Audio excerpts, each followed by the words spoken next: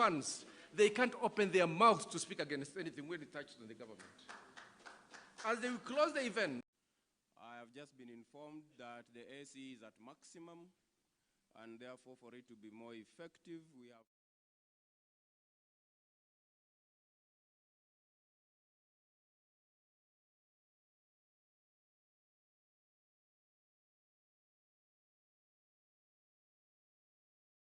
Baraka. We shall sing the Swahili version. Mungu nguvu yetu, ilete baraka kwetu, haki iwe ngao na mlinzi, na tukae na amani na uhuru, raha tupate na ustawi.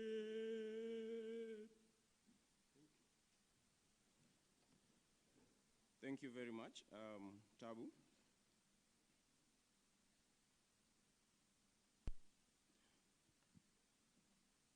So, few weeks ago, there could be several weeks, but towards the end of last year, we were in this same venue on a press conference to speak about the BBI process, the need to protect the Constitution, and the need to create an alternative space to protect the Constitution of Kenya 2010 in a press conference. Today we are here essentially to formally launch the Linda Katiba Popular Initiative to answer the calls that we have received from citizens since that press conference last year. The big question has always been, what can we do in order to protect the Constitution from the onslaught that we have seen?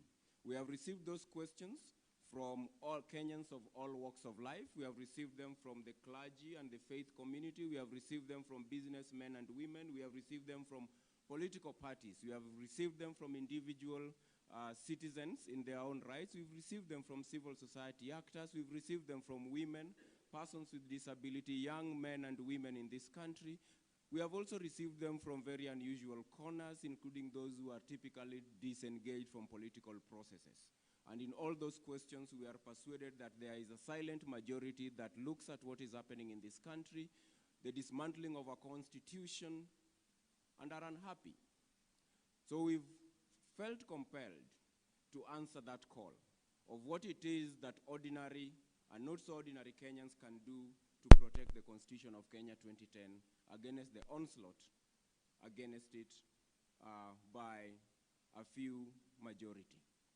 So today we consider this an official launch, and we will be answering that particular question and several of questions that will come. If I just walk you briefly through the program that we have, this is a live streaming event. So many people are going to be watching this as we proceed with the program. We will have a presentation after this brief introduction by Giuliani. Then we'll have a series of speeches from guests that we have invited. We will have a brief play or a skit, a dramatic presentation of the state of the Republic with regard to BBI and related shenanigans that will capture the imagination of Kenyans and the frustrations that we have as Kenyans. Then we'll have final and key address by Honorable Martha Karua. We'll end with a brief question and answer session. So we would encourage the press corps and other interested guests that please write down your questions, any key questions that we may have, because that will be a limited session. We'll want to have as many questions from a diverse group as possible and as diverse voices as possible. So jipange in good time, and we all hope that we are going to have a wonderful and fulfilling morning event. Without further ado, I would like to invite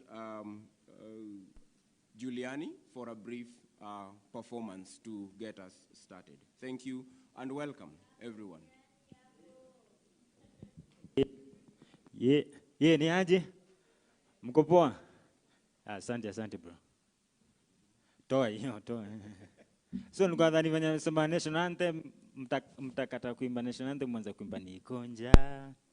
But tia lift usaidizi zingine saidiangi saa zingine. Kra river u get bang. Geto kuna njaa na siwe zimejaa. High make sense. Patience pays. No wonder wazazi walitaka niwe daktari. Totovu milia ugali. Hii salary ingenunua nyama. But nalipa taxes. MPs wapata entertainment allowances. Kuku imefungwa kamba refu. Ina feel free. Before ijue kwa plate kando ya chips. Sindio? So sometimes we think we are free. Sindio? Sometimes just because freedom just because mnaza tusi president kwa online mnadhani mko free. Sindio? Until mko na BBI. Maybe itawasaidia. Hebu tuende wengine. Bucks kichana na una locks wana expect ni waombe fair. Nisaidie na bluetooth. Nywele yako si refu ya ponytail. Shuka matuta tu waliniambia nikawajibu. Si settle for less man. Na dance kwa rims ya success nipite. Bila height ya Scottie Pippen. Nina mentality ya Rosa Parks. Dhani 50 bob leso t-shirt siku ya campaign ilikuwa free. Ni 5-year loan investment. Utalipa kingia parliament. We are one. Ama ni we are one. Utumishi kwa wote. Utu. Miss damu ya victim ilimwagika. Machozi ya perpetrator. Ineza dilute damu ya victim ilimwagika. After all is said and done. All will be said and nothing will be done. After all is said and done. All will be said and Sitasi ufisadi ubinafsi kuuza wataki kuuza sera undugu ni kufa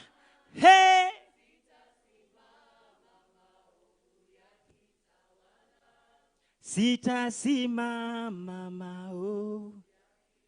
Chero nimesikia hizo unazirusha? Okay, nifanye moja ya mwisho, si ndio?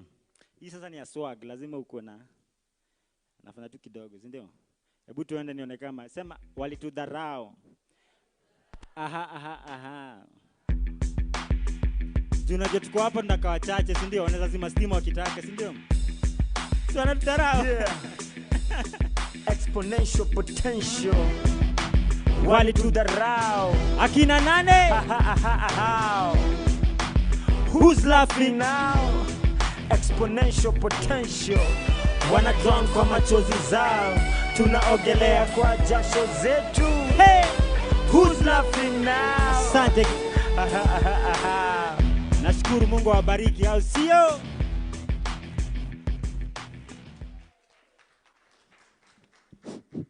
Thank you. A round of applause again for him as we wait for the podium. A better one than that, with soundtrack. Okay, couple of exciting things. I think usaidizi zingine hazisaidi.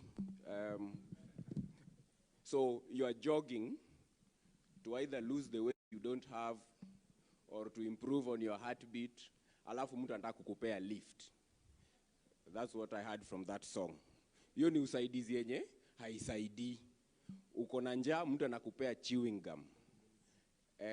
Inaongeza ama inapunguza? Sasa hiyo ni BBI. Amemalizia kwa utawala, which is, in other words, for the young people of this country, to be told hautalipa help for a period is not a long-term solution. There is dignity of work. You want to be able to have opportunity, jobs, to be able to meet your daily obligations as a man or a woman. Kusamehewa au kupunguziwa deni is not dignity. We are asking for opportunity. So ukipewa usaidizi ambazo hazifai, lazima tuzi reject. As I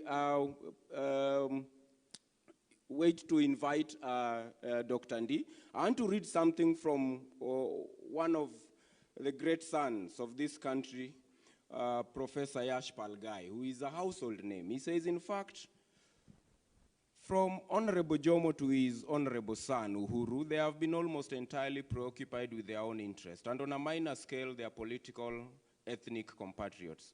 But the BBI is more consistent with the arrogance of politicians. I wonder if Uhuru and Raila see the consequences of moving to a constitution in which the leaders of every ethnic group, in practice, major 5 or so tribes, will dominate the country. They are taking away from the people the constitution which they made and cherish, even though our politicians never gave them the chance to become its beneficiaries. Please, Kenyans, reject the false promise of BBI. Another patriot, Rachel Muihaki, tells us, we, the Kenyan citizens, must fight to protect, defend, and promote the 2010 Kenyan Constitution in order for us to achieve gender equality and implementation of the 2/3 gender rule. We are not just here to say we need to reject in total the proposals of BBI. More importantly, bigger than rejection of BBI, which is a short-term goal, is we must rededicate ourselves to the protection of the Constitution of Kenya 2010. That is the most important and solemn commitment for Linda Katiba. Dr. David Ndi. Let's give him a round of applause.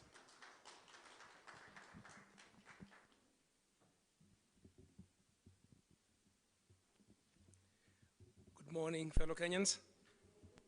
I want to thank you very much for coming, as well as thank those who have joined us through various mitandao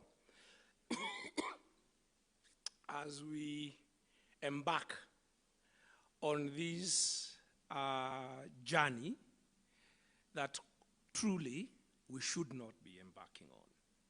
We should not be convening here to talk about how we are going to defend our Constitution, because the people we have given responsibility really should be implementing that Constitution. But I want to tell you why we are here by painting the bigger picture so that you understand what we are up against and what battles are ahead of us.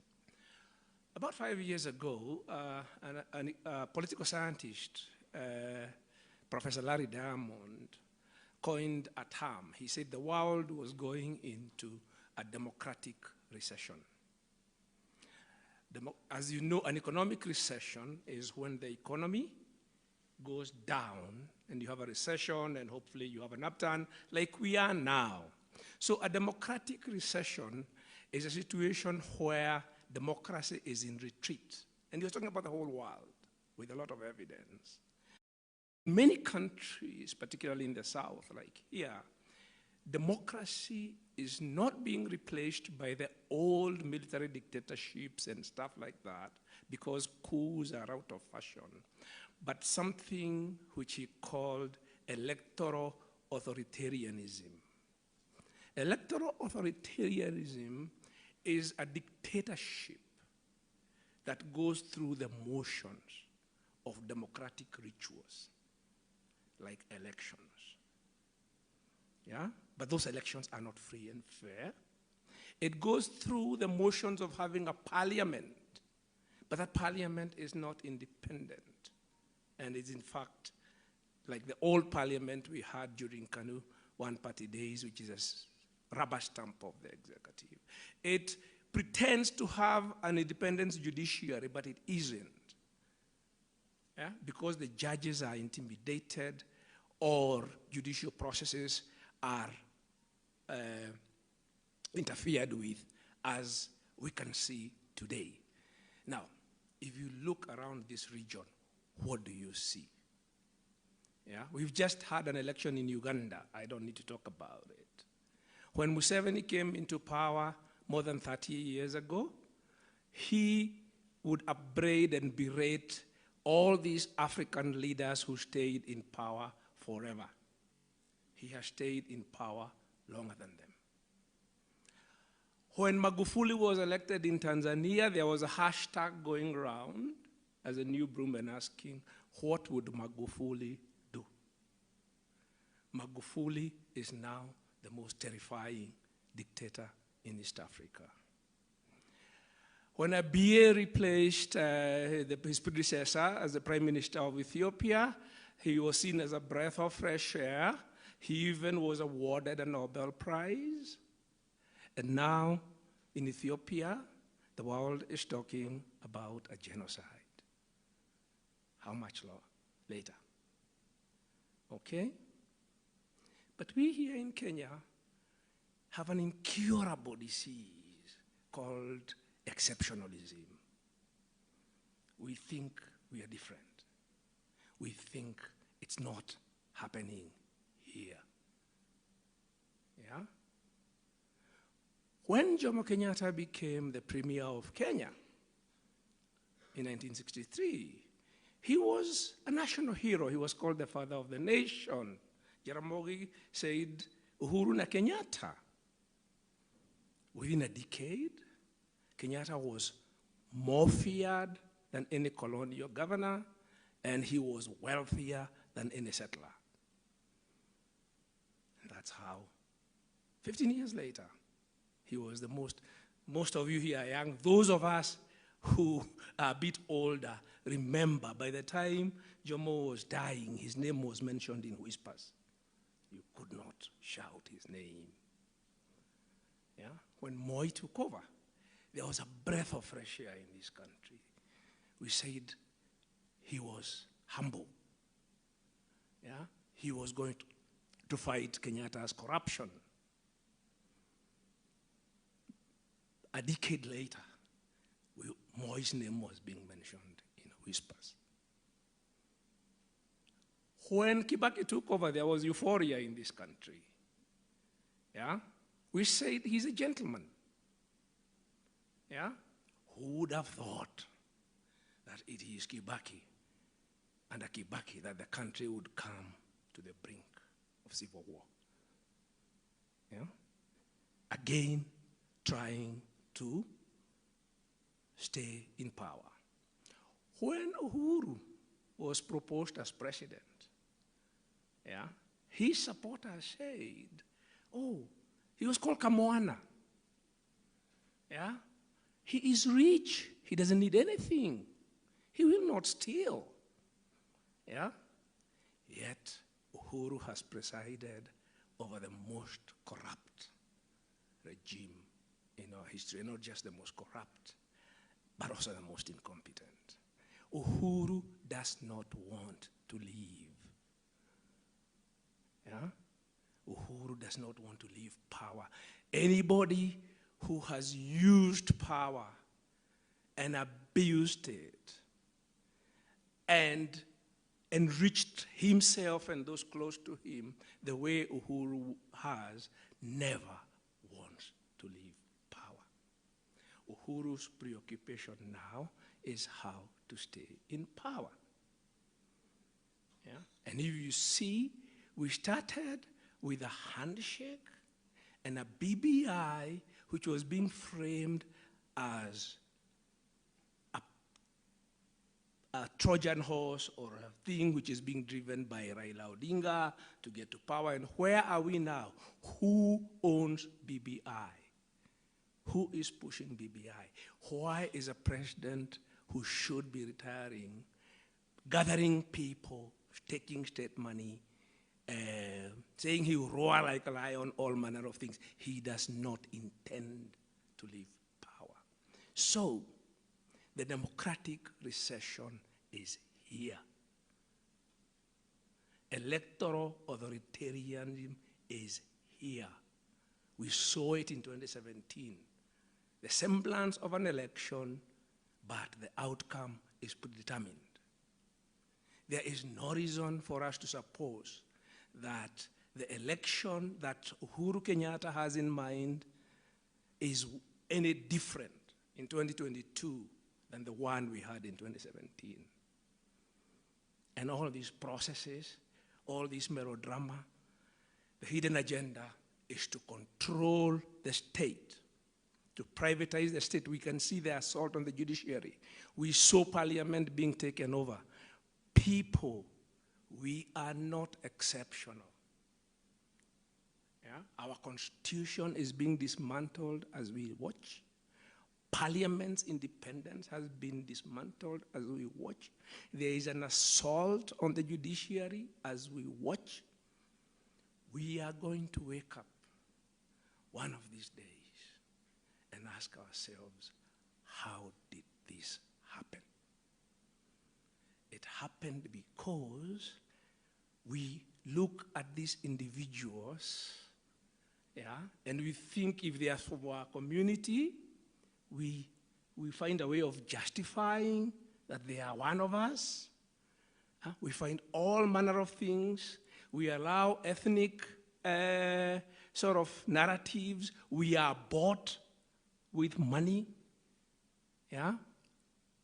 That is how it happens everywhere. That's the way it happened in Uganda. That's the way it happened in Tanzania.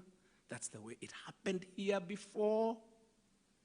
And that's how it's happening now. We are going to wake up and find ourselves back in the dictatorship that we had before 1992. That's where these people are taking us. So that's the bad news. But the good news is the reason why we still think that we are an exception is because the one thing we have been able to do perhaps better than our neighbors and other people in this region is to mobilize and use the power of the people. It is the power of the people that got us from a one-party dictatorship to a multi-party system. It is the power of the people that stopped the 2007 PEV. It is the power of the people that forced this people-friendly, progressive constitution on our leaders. They don't like it. So it is only the power of the people, the only thing which is standing between us and dictatorship and the kleptocracy that we have seen over the last, and the arrogance of power that we are observing, is being able to mobilize the power of the people. That's why we are here. Thank you very much for listening to me.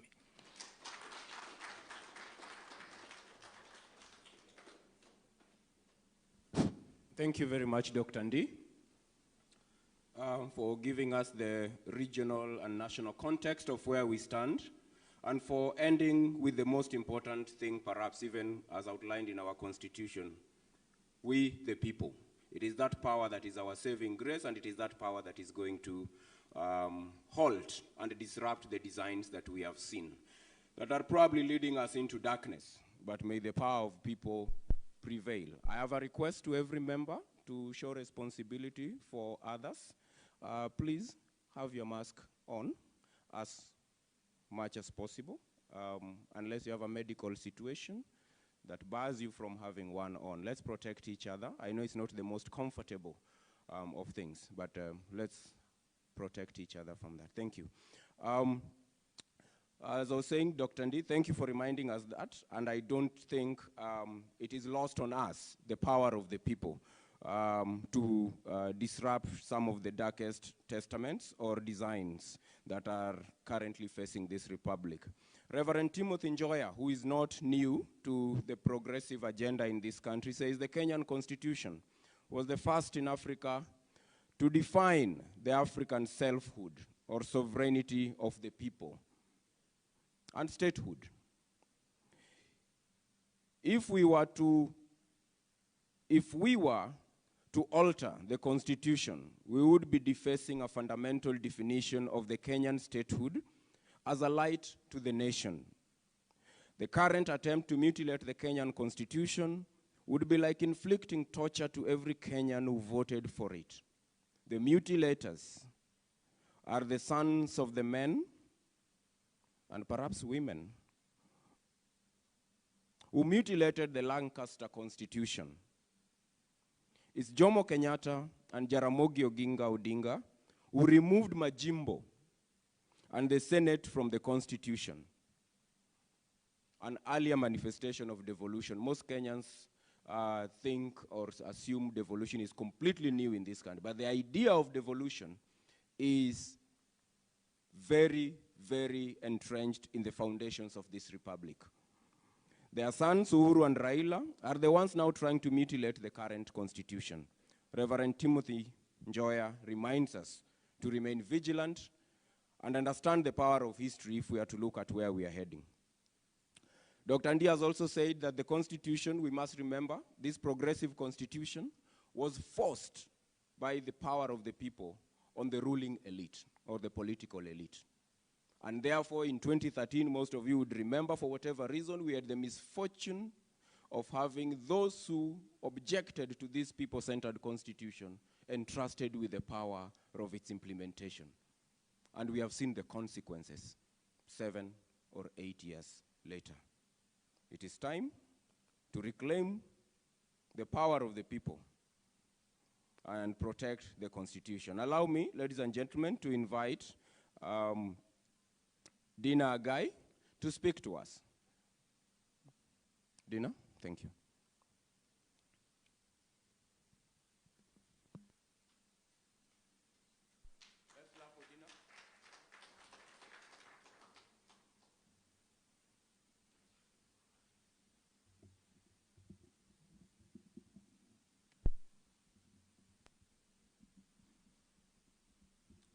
Bwana asifiwe. Bwana asifiwe tena. Mbona hatuna sauti? Bwana asifiwe. Kwa majina ni Dina Uhuru Raila na mimi ni mwanaharakati na pia mimi ni Mkenya mzalendo. Na leo hii nimepatiwa fursa ya kuungana na nyinyi ili tuweze kuzungumzia vile ambavyo nchi yetu inaendeshwa. Kama vile Dr. Ndi amesema, nchi yetu iko katika nafasi mbaya sana kwa wakati huu. Na inaonekana viongozi ambao tunao hawana huruma na sisi na hawatatushughulikia. Na ndio maana ni jambo la muhimu sisi kama wananchi tujitokeze na tupiganie nafasi hii ya kusimamia ukweli na kutetea katiba. Vuguvugu linaitwa Linda Katiba na hapo imeandikwa tekeleza katiba. Kitu ambacho viongozi wetu wameshindwa kufanya na sasa wanatuambia eti njia peke yake ambayo wanaweza kusaidia nayo mwananchi wa Kenya ama wananchi wa Kenya ni kuleta mabadiliko katika katiba. Mabadiliko ambayo Wakenya wengi hawakubaliani nayo. Lakini wao viongozi wanaona ni mabadiliko ambayo ni mazuri.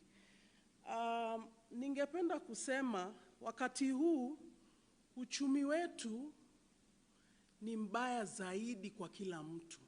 Hata wale matajiri wanalia. Niambie ule maskini oehai kule chini anaishi vipi? Ikiwa rais wetu Uhuru Muigai Kenyatta na ndugu yake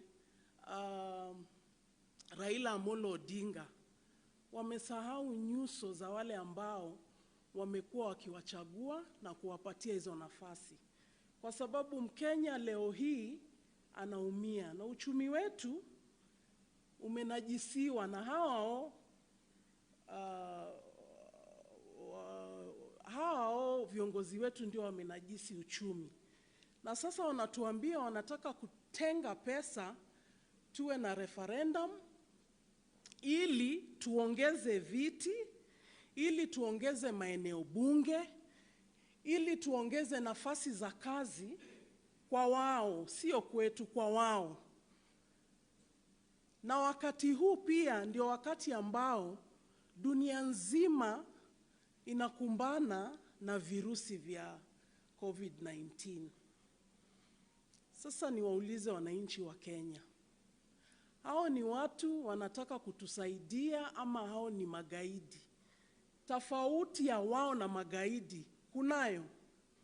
Hakuna, kwa sababu saa hizi ukienda hospitalini hakuna dawa. Wakenya hawana pesa za kwenda hospitali. Wakenya wamefukuzwa kazini. Wakenya hawezi kukopeshwa because wamekopesha na hawajalipa. Nchi yenyewe kila wakati unaona kwa magazeti, waziri wa fedha Uhuru Raila anasema kila siku anataka kukopeshwa pesa. Juzi amesema anataka trilioni. Anataka kukopeshwa tena trilioni. Kumaanisha Mkenya wa kawaida bado anazidi tu kukandamizwa. Ndio maana nasema hivi leo, tujiulize, BBI ukiangalia kutoka kwako nyumbani na watoto wako na familia yako, unaona itakufaidisha ama itakufaidisha? Mimi kutoka kwangu BBI haitanifaidisha. Kwanza kabisa kwa sababu Rais Uhuru akichaguliwa alituambia watoto wetu, mimi ni mama, nina watoto ambao wanafaa kuwa wanafanya kazi. Wamesoma, wamehitimu, lakini hawana kazi. Alisema vijana, serikali yake itashughulikia kazi kwa vijana. Leo hii kazi yoyote ikitokea, unaona, na naheshimu wazee, lakini unaona anapatia mpaka mzee wa miaka 80 anampatia kazi. Lakini sisi vijana wetu, watoto wetu wanaambiwa wao wangoje uongozi bado. Hao wazee ndio wanapatiwa makazi. Vijana wako hapa nje wana nguvu, wamesoma na wana njaa. Na hiyo ni shida kubwa sana. Tunaambiwa pia kina mama ya kuwa tumepigania mambo ya thuluthi mbili. Siku mingi tumepigania thuluthi mbili. Rais na ndugu yake tena wakasema vile ambavyo hao wanasimama na kina mama tena wana support. Lakini ikifika bungeni vile ambavyo sasa hivi wana whip viongozi kupitisha BBI hawako. Kwa hivyo thuluthi mbili ya kina mama imeshindikana. Lakini tunaambiwa BBI itatekeleza hiyo thuluthi mbili. Kweli utakubali mtu amekuwa akikudanganya kila siku akudanganye tena? Kwani Wakenya hatuoni kama kina mama? Tunaona. Alafu tena juzi, si hata juzi, nadhani ni jana ama siku mbili iliyopita, Rais anaongelelea building bridges, kutangamana kama Wakenya. Alafu Rais kwa sababu anaona hii BBI ni muhimu sana, anachukua jamii moja kutoka katika nchi, anawachukua, anawatenga, alafu anawaambia hii na hii na hii kwa hii BBI itatusaidia sisi kama jamii. Rais ni baba wa taifa. Rais si rais wa sehemu moja ya Kenya, ni baba wa taifa. Sasa kwa kufanya hivyo, anatuonyesha sisi ni nchi moja ama anatugawa? Anatugawa. Na anasema tuna build bridges, yeye na ndugu yake. Wakenya, ningependa kuwahimiza tukumbuke kukumbuka. Nimesikia Madam Martha Karua, mama yetu, akisema let us remember to remember. Kwa sababu tunasahau kwa haraka sana. Na wanasiasa wametuelewa hivyo. Tunasahau kwa haraka sana. Leo hii baba na rais ni mandugu. Lakini jana mimi na wewe tulikuwa barabarani tukipigania sehemu tofauti tofauti. Leo hii wako pamoja. Je, sisi tuko wapi? Ningependa kusema nikimalizia ningependa kusema hivi. Rais ameenda mpaka ameonelea ni vizuri kuinduce, ni kama kununua wale wabunge ili wapitishe BBI. Anawaambia atatumia bilioni 4.5 ili wanunuliwa magari, na ni grants, ni pesa amepewa, halipi.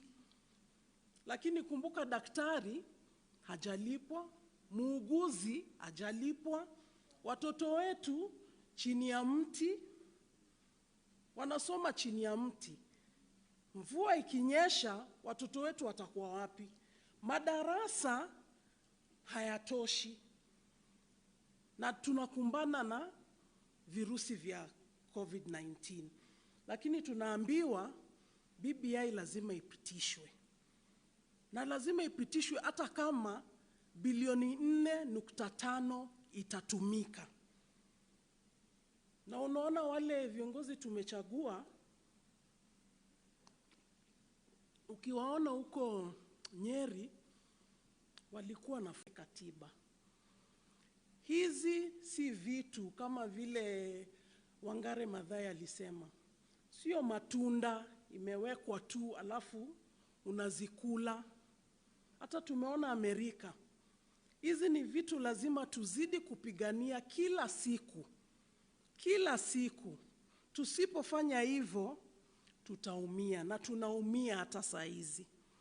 Ningependa kuhimiza kila mtu ambaye yuko hapa, ukienda nyumbani, jaribu kuongelesha mwenzako, umwambie hii BBI ni sumu, na tukiipitisha tutaumia. Saa hii maziwa simepanda, saa hii mkate simepanda, saa hii unga simepanda, saa hii magonjwa si yamezidi ya akili. Saa hii hata makao bibi na bwana wanasikizana. Saa hii vijana wetu wanaweza hata oa, hawaezi. Kwa sababu mtu amekaa akaona njia rahisi ya kukatalia kiti asitoke, na mwingine ameona njia rahisi ya kuingia katika ikulu. Kwa hivyo ningewaomba kila mtu, tafadhali tushikane. Hatujakuja hapa kupiga kelele bila kujua ni nini tunafanya. Tunapigania nchi. Na tunapigania nchi kwa sababu sisi tutatoka, watoto wetu watakuja. Na tusiposhikana mikono, hao watu nimesema ni magaidi, terrorists. Zile vitu wanafanya ni vitu ambavyo ni magaidi wanafanya. Mtu anakunyima chakula, mtu anakunyima masomo, mtu anakunyima njia ya kuenda hospitali. Huo ni gaidi na ni matapeli. Na ningependa kusema nikimalizia, rais na ndugu yako, tafadhali wacheni kutapeli wa Kenya. Asanteni.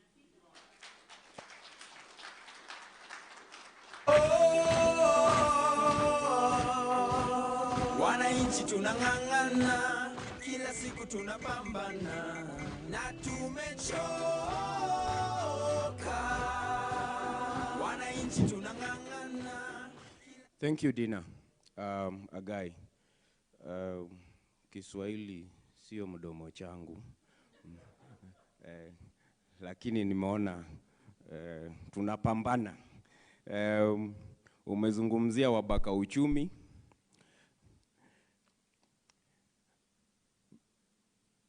It is true that we don't know what is in one single final document that is BBI. I mean, that has been a very long conversation. Launches zimekuwa mingi, sindio? I think mara hii, kesho hii, so. But there are a few truths or suspicions we have about BBI. It is important to have principled objection to things. or support of things. And as an individual, you could develop a case for BBI as a citizen or a case against BBI. Three things are particularly important for me in the case against BBI. As we proceed, I'll mention some of them, but I'll first start with a very memorable quote from His Excellency the President in 2017. You, my brother, Raila, my brother wasn't there at that point, so it's you, Raila, now want to use 20 billion Kenya shillings to amend the constitution, which you had stood ground and said not even a comma or a full stop will be removed. But since you have failed to ascend to power, you now want us to change the constitution. How many times will we amend the constitution? That was President Kenyatta in 2017.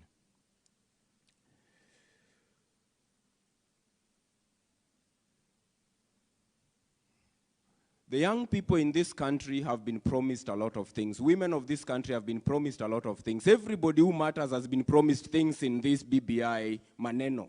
If you have not been promised as an individual, you are missing out. There is a promise for everyone in this BBI. The women of this republic have been promised that BBI will fix the historic gender two-thirds robbery without violence since 2010. That finally BBI will fix it. And I'll tell you why it will not. Because BBI is about lies. If the Kenyan people and voters did not elect enough women to meet the requirements of gender two-thirds, or not less than, not more than two-thirds, as the provision requires, we can blame Kenyans as voters. But it is the executive prerogative of the president, who has immense appointive authority. So I want you to look at all appointive positions that are only directly in the preserve of the president. So forget the elections and parliament. Is cabinet constitutional with regard to gender two-thirds? It is not. Look at our parastatals and let me know if it is for lack of capable, accomplished girls and women in this republic that we have a dominance of men appointed to those positions. Look at ambassadorial appointments. I mean, look at all appointive positions. So forget for a moment the failure of the Kenyan voter to elect a sufficient number of women.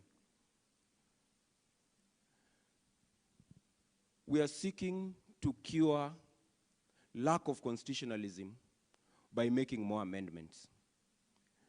What makes you think that after the women have passed this BBI, or the youth have passed it, the promises that you have been given will be kept, and that they will not cherry pick the most fundamental aspects of what they wanted and take you back to broken promises, as we have broken the promises that the Constitution gave to the men and women and young people of this country through the Constitution of Kenya 2010.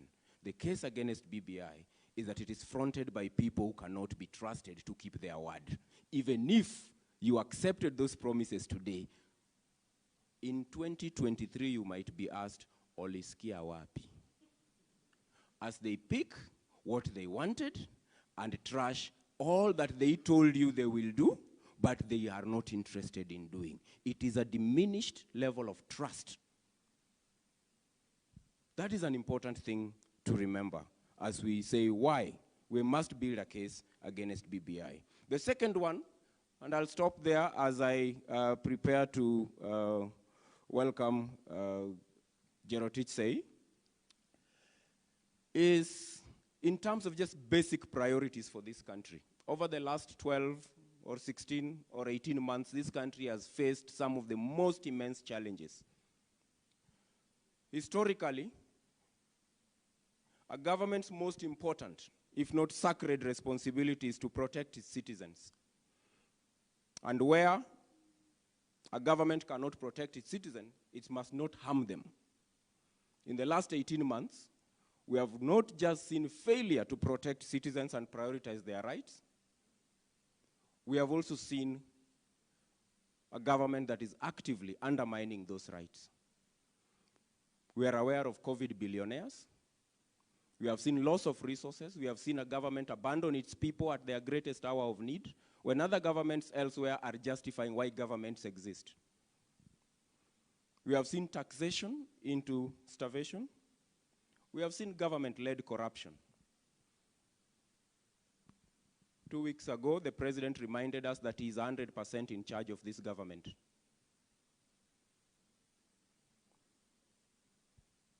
In the same breath, he reminded us that every day, the government for which he is 100% in charge steals from Kenyans and themselves at least 2 billion Kenya shillings. Now, if you know government, when the government confesses to 2 billion, multiply it by 3 to get the near actual figure. So we are talking about 6 billion per day by the executive, chief executive of this country. He's also the president who told us, munataka nifanye. The case against BBI is a case against fundamental failure of leadership at every level. If those are the people you want to trust to bring redemption to this country, then our marking scheme is totally flawed. I am informed that I should bring in Sheikh Abdullahi to speak to us just before Jerotich. Let's give him a round of applause and encouragement.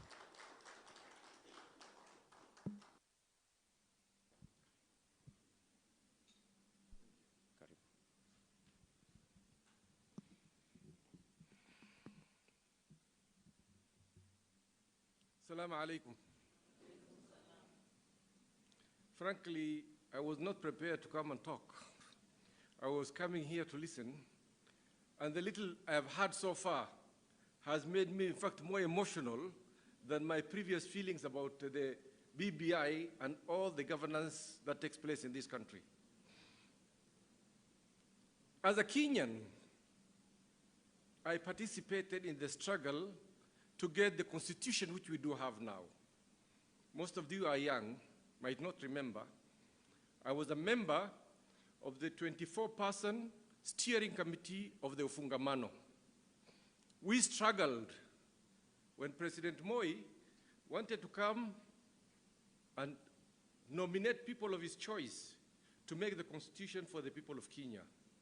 It is through the religious leadership, Christians and Muslims, that we stood firm and we said no. We formed what was called the People's Commission, which was running parallel to Moi's commission. And it is through the leadership of the interfaith group that Kenya stood firm and Moi could not implement what he wanted to do.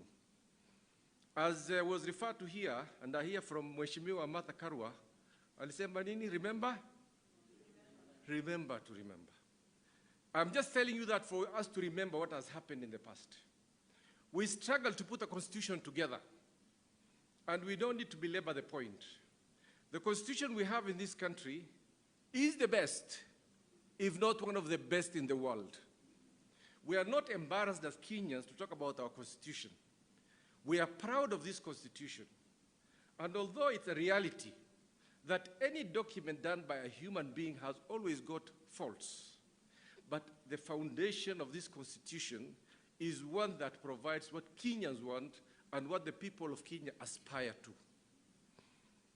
In that regard, for those of us, and I think most of the Kenyans, we felt now, tukitumia lugha ya Kiswahili, tumefika. We have got a constitution that is going to guide us, a constitution that's going to change the welfare of Kenya, and that constitution's impact is going to be felt in every home and every house and every man and woman in this country. Regretfully, 10 years down the line, we have not seen the fruits of this constitution. However, we still have the foundation standing. And now, where are we today? Today we are talking about Linda Katiba. Protect the Katiba.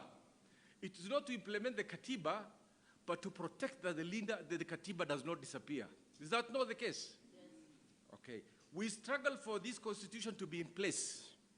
It's our duty, morally, and a duty to this nation and the people of this country, and the future of this country, that all of us, Kenyans, not only the ones in this room, all of us, the ones who believe in humanity, the ones who believe in this country, the ones who are patriotic to this nation, have to stand up firm to Linda the Katiba. I come from a place called Mandera. Unfortunately, it is the tip where Kenya, Ethiopia, and Somalia meet. We have a lot of problems. As I sit and as I stand and talk to you here, there is fighting going on in that place at the moment. I don't want to go into those details for the time being. But it also gives us the opportunity to learn what's happening within our neighbors' territory. I also happen to be a Somali. That fact also makes me know what's happening more in Somalia. Somalia is no longer a state for the last almost 30 years. Somalia is a country of one people, of one language, of one religion, of one ethnic group. You don't need a historian to tell you what Somalia is today. But we have to learn from what has happened in Somalia. 5 years, or almost 7 years before Siad Barre ran away from the country, Somalia was in the state where Kenya is in today. And I'm not overblowing the situation. What happened is tribal chiefs were created. The tribal chiefs were given positions. The tribal chiefs were looting the state. The tribal chiefs started forming their own armies. They went into their own small territories. They mobilized their own people, and they became an entity themselves. A community that calls itself Somali is no longer Somali. It's this clan and that clan and that clan.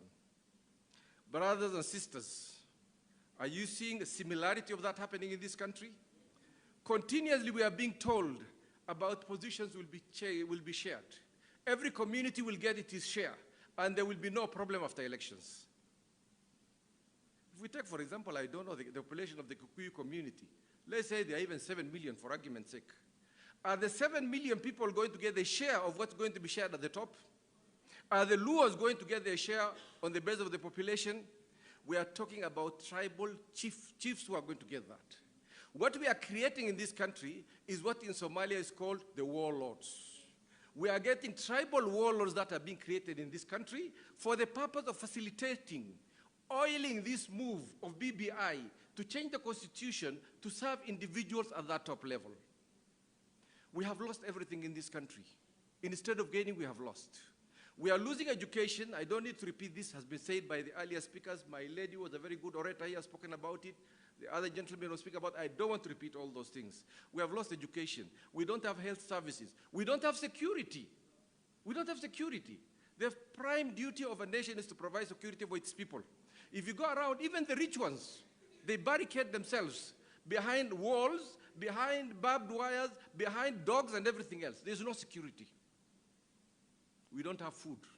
We are starving. Let's not cheat ourselves because we are in Serena Hotel.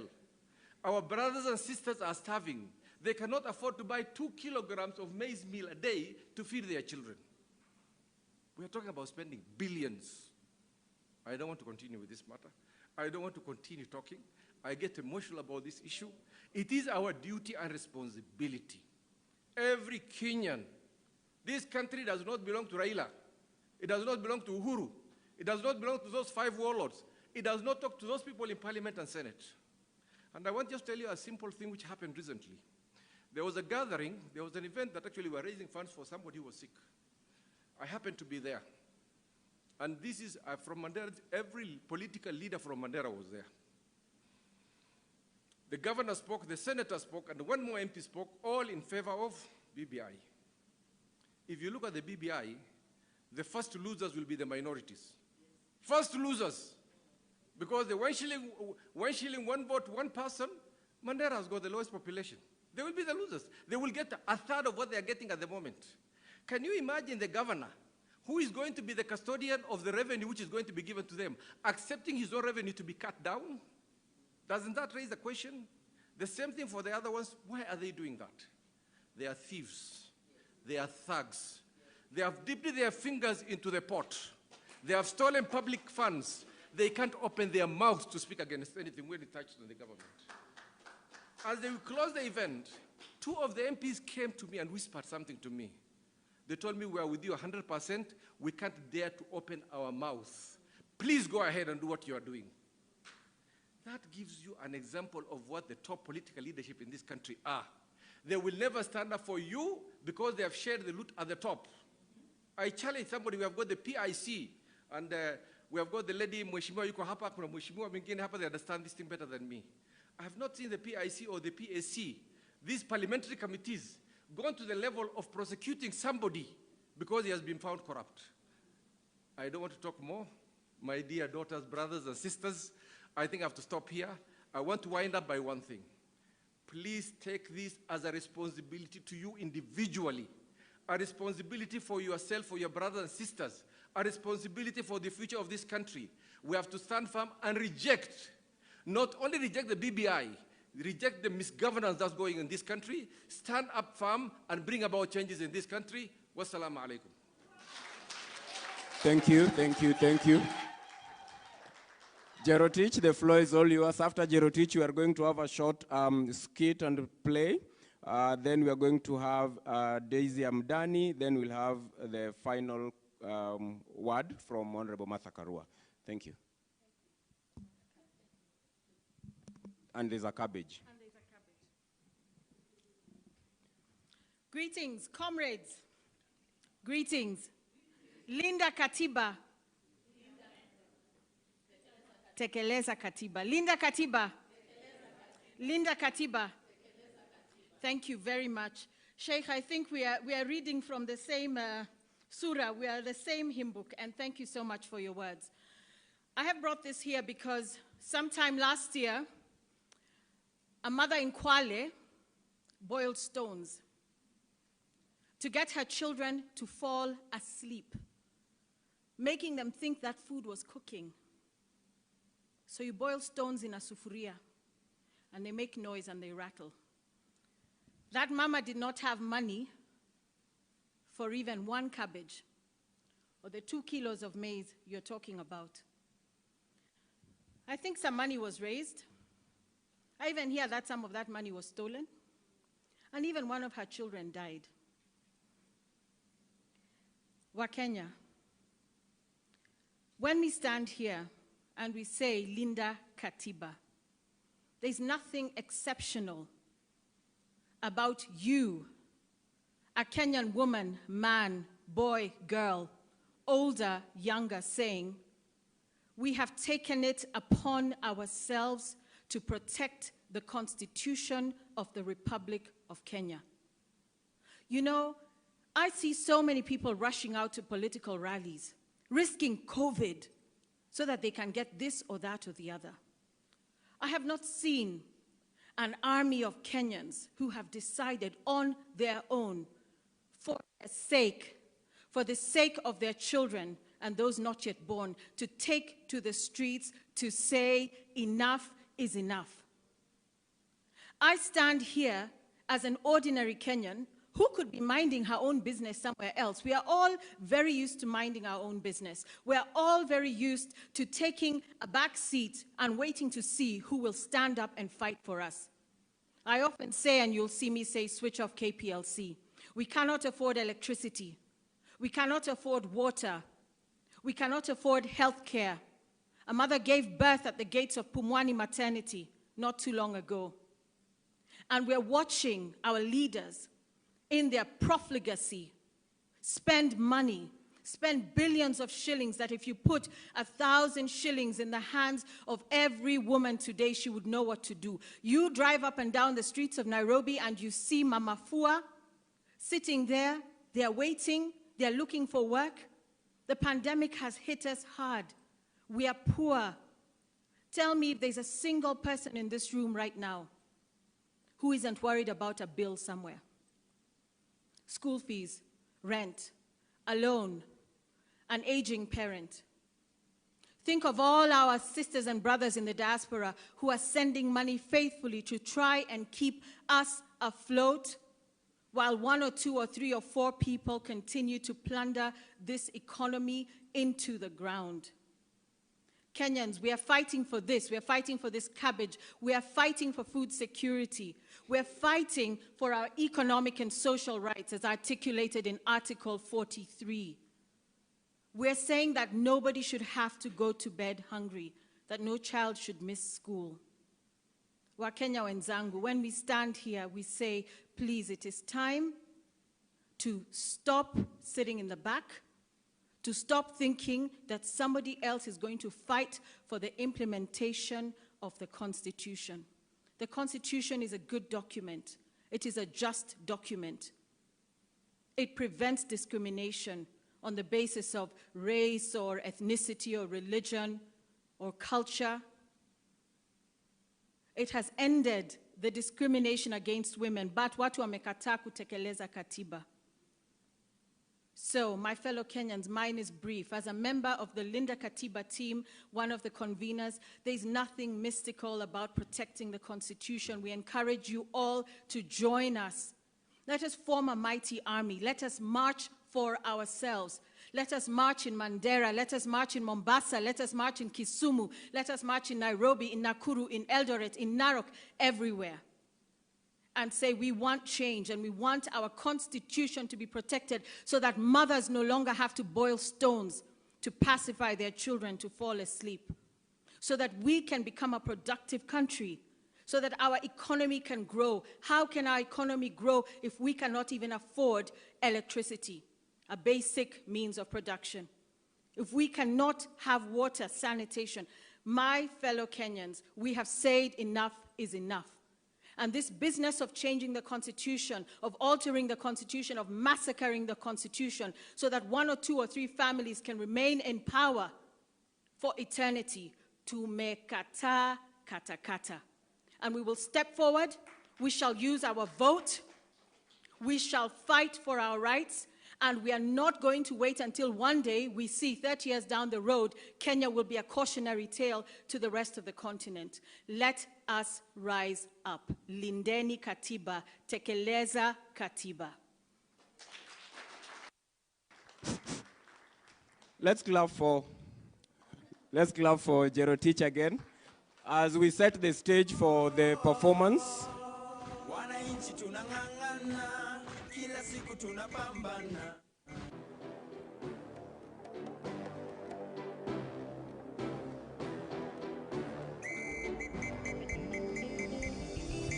Kenya 50+1 na bado tuko minus. Jukuna watu flani hawatu mind us. Wananchi tuna mind, mbona walafi watuongoza?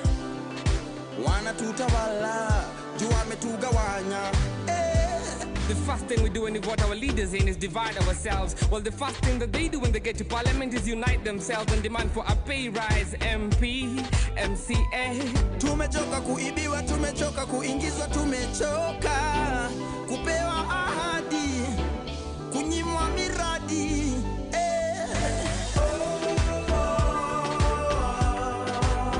Wananchi tunang'ang'ana, kila siku tunapambana. Na tumechoka. Wananchi tunang'ang'ana, kila siku tunapambana. Walking nation tangu 63.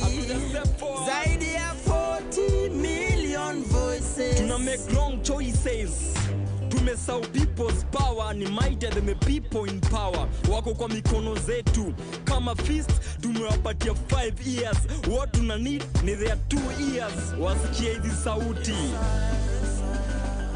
Tumechoka kuibiwa, tumechoka kuingizwa, tumechoka kupewa ahadi, kunyimwa miradi.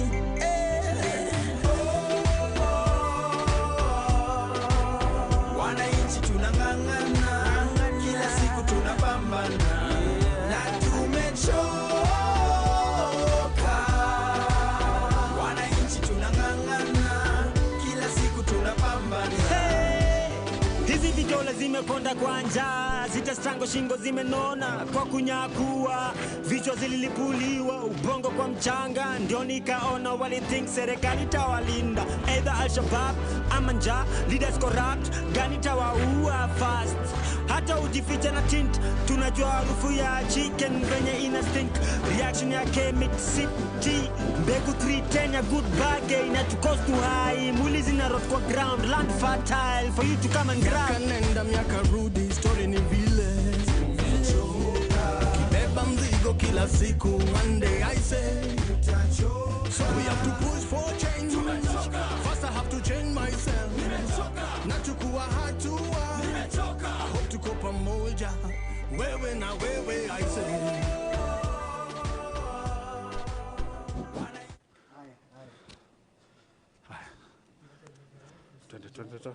Check.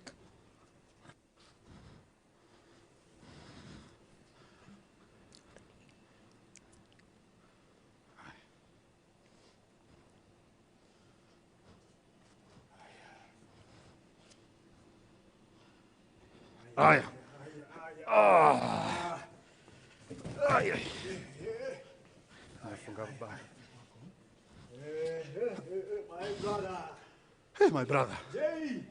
Mr. Ray. Yes, Jay. Oh, yeah. My brother. This thing is heavy, yeah? All right. Okay.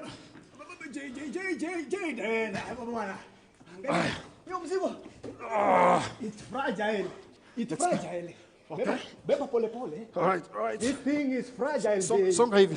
Jay, vuta pole pole tu. Okay. Haya. Usiniachilie bana. Jay, bana. Usiniachilie hii. Mr. Ray, pole. No. Uzito yote iko pande yangu, Jay. All right. Okay. Pole. Pole. We, my brother, wakati nilikwambia nahamia hapa, ulikuwa unafikiria nakuja peke yangu? Nilifikiria unakuja peke yako. Hapa nimebeba mzigo yangu na ya vijana wangu. Yes, so vijana wangu watatujoin anytime from now. Unajua, tulipokuwa tukisalimiana, yes. You know, I thought you were coming alone. I didn't know you were coming with your team. No, Jay, my brother, hawezi anza hizo saa hii. Hakuna, kwani mimi utembea peke yangu? No, I mean that's what I thought. I walk with that team, Jay. I walk with that team. Lazima nitembee na vijana wananizunguka, so there is no way you are going to expect na kuja peke yangu. It's okay, no problem. Yes. What you are going to do, mtakuja tu pamoja tujifinyilie kwa kaka bed sitter, tutajua vile tutajipanga. No. Excuse my brother. This is not even a bed sitter. This is a single room. Halafu unaniambia tukuje tujifinyilie. Mimi na vijana wangu tumekuwa tukijifinyilia huko all the time. Tumekuwa tukijifinyilia. I thought I was coming to a better place. Sasa unaniambia tukuje tena hapa tujifinyilie. It's okay, my brother. Wacha niende. No, just relax. Wewe utajua choices have consequences. No, relax. What do you mean choices have consequences? Wacha na mzigo yangu nijibebe. Relax. Wait, my brother. No, my brother. The problem with you, you are stubborn. Tusikosane, my brother. Sitaki ionekane ati sasa mimi najilazimisha kukuja kwako. Sawa? Okay. No, listen. Kulikuwa tuna miscommunication. Hakuna miscommunication, my brother. It's okay. What we are going to do. You knew what you were getting into, my brother. Relax. Okay. Relax. If you insist. I have a plan. You have a minute? Yes. I give you a minute. What we're going to do, tukae hapa tu kidogo, as I make a plan, Really, we can make a plan. We move into a bigger house. Mali kila mtu atakuwa, I mean, like a 5-bedroom house. Where everyone will have a room to themselves. Yes. It is simple. Now you are talking.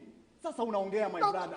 That's the plan. Look at the bigger picture, my friend. Ulikuwa umenishtua.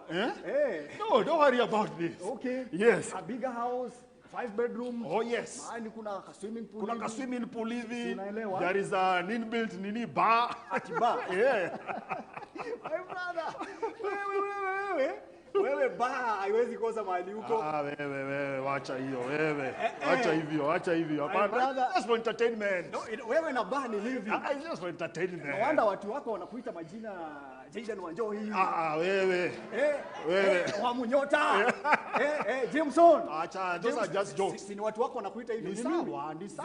I don't even know what they call me nowadays. So mimi niliwaondokea. Wewe ulihepa. Nilihepa, nilisema hiyo maneno mimi siwezani nayo. But those are just jokes. Just talk. It's like you, si wewe wanakuitanga mganga. Is it true? My brother. Is it true?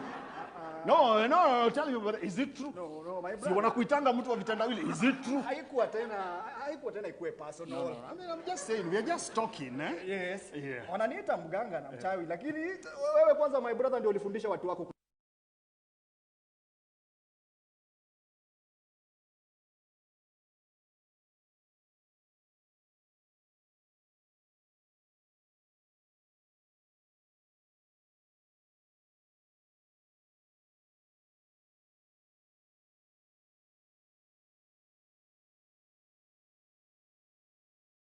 All over ukiambia watu wako ukinichomea, please, wakati tutatulia, you need to make one lap.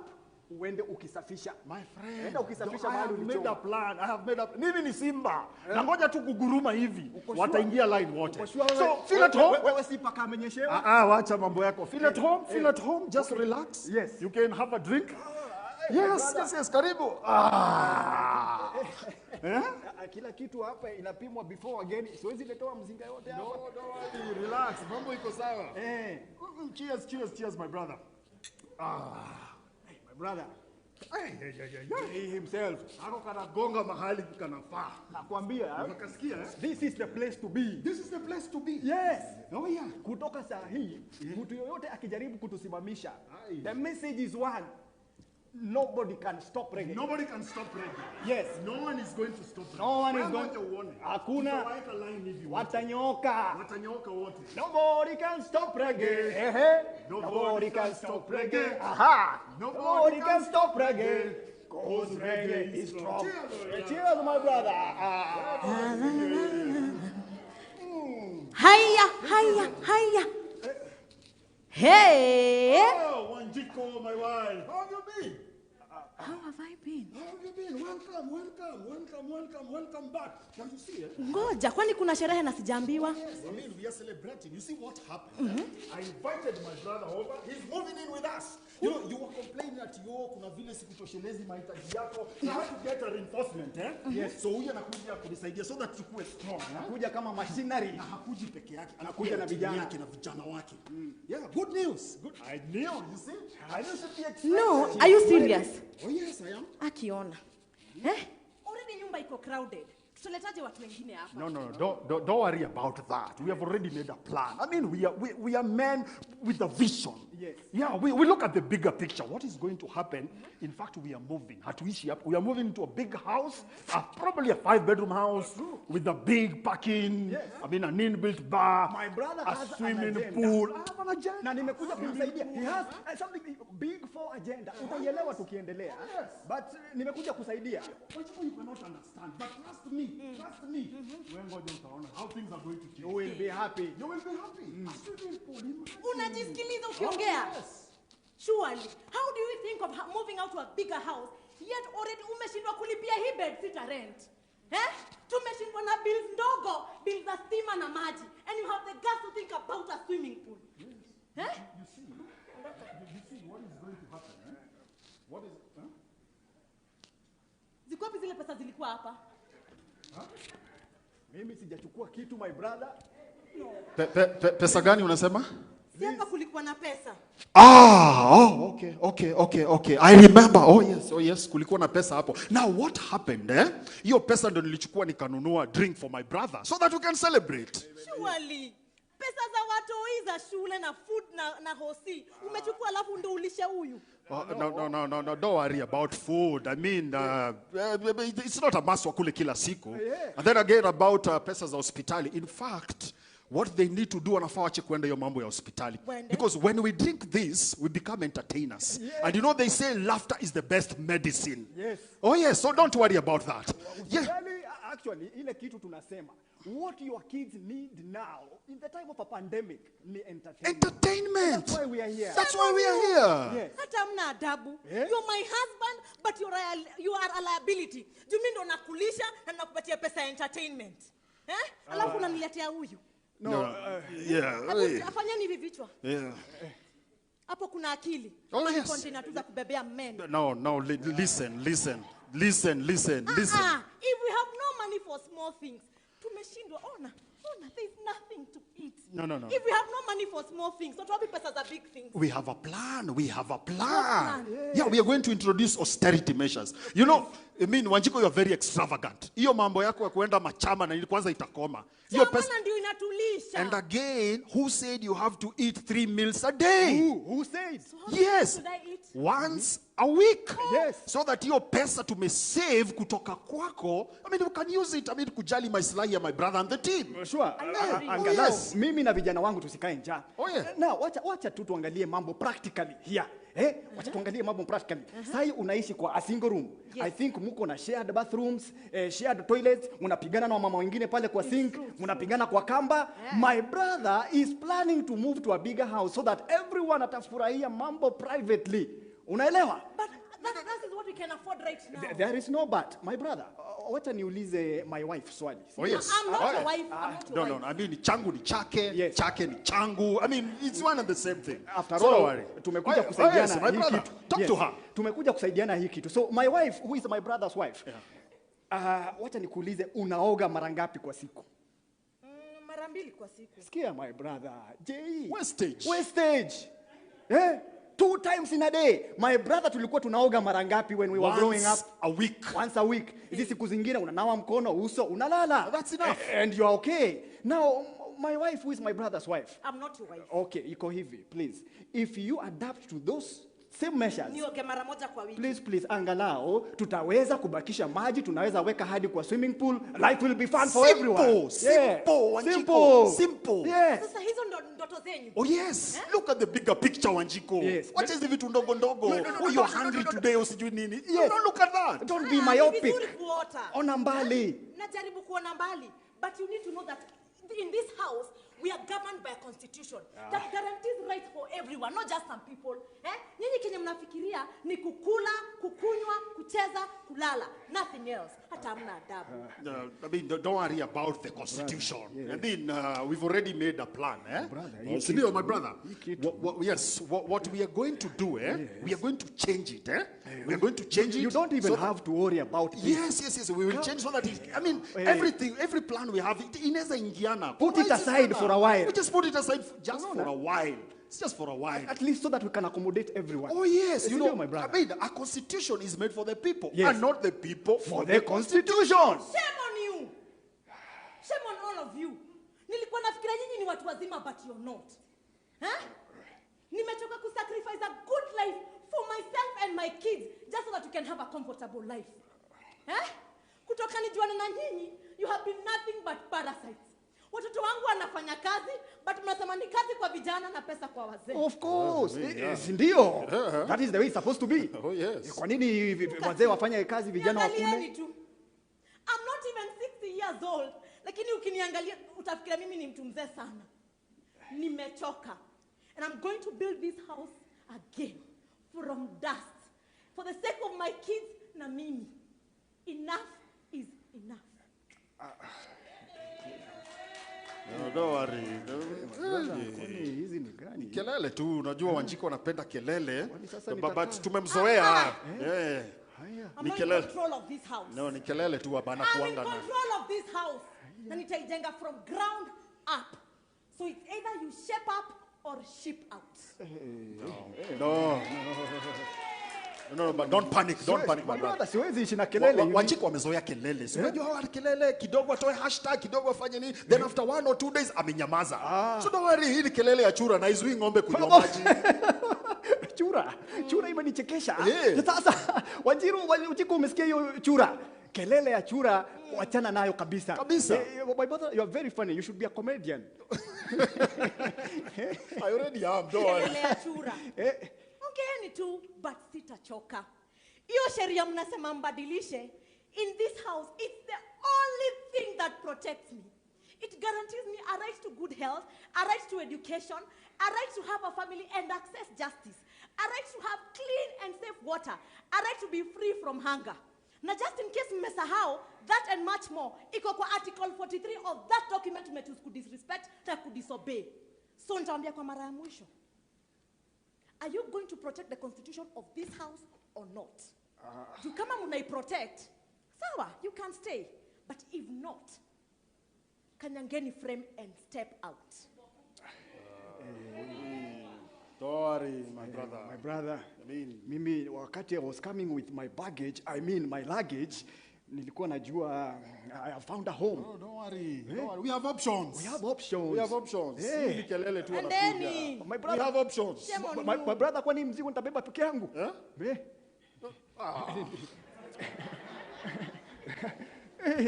Right, don't worry. We have options. We have options. Baki hapo. Oh yes, we have options. Nobody can stop To invite us, those who are engaged online, with the hashtag Linda Katiba, in case I'm told there is quite a vibrant conversation ongoing. Linda Katiba is the hashtag that we are using. I want to invite Daisy Amdani to inspire us, to tell us one or two, and then finally invite Honorable Karua to close the session.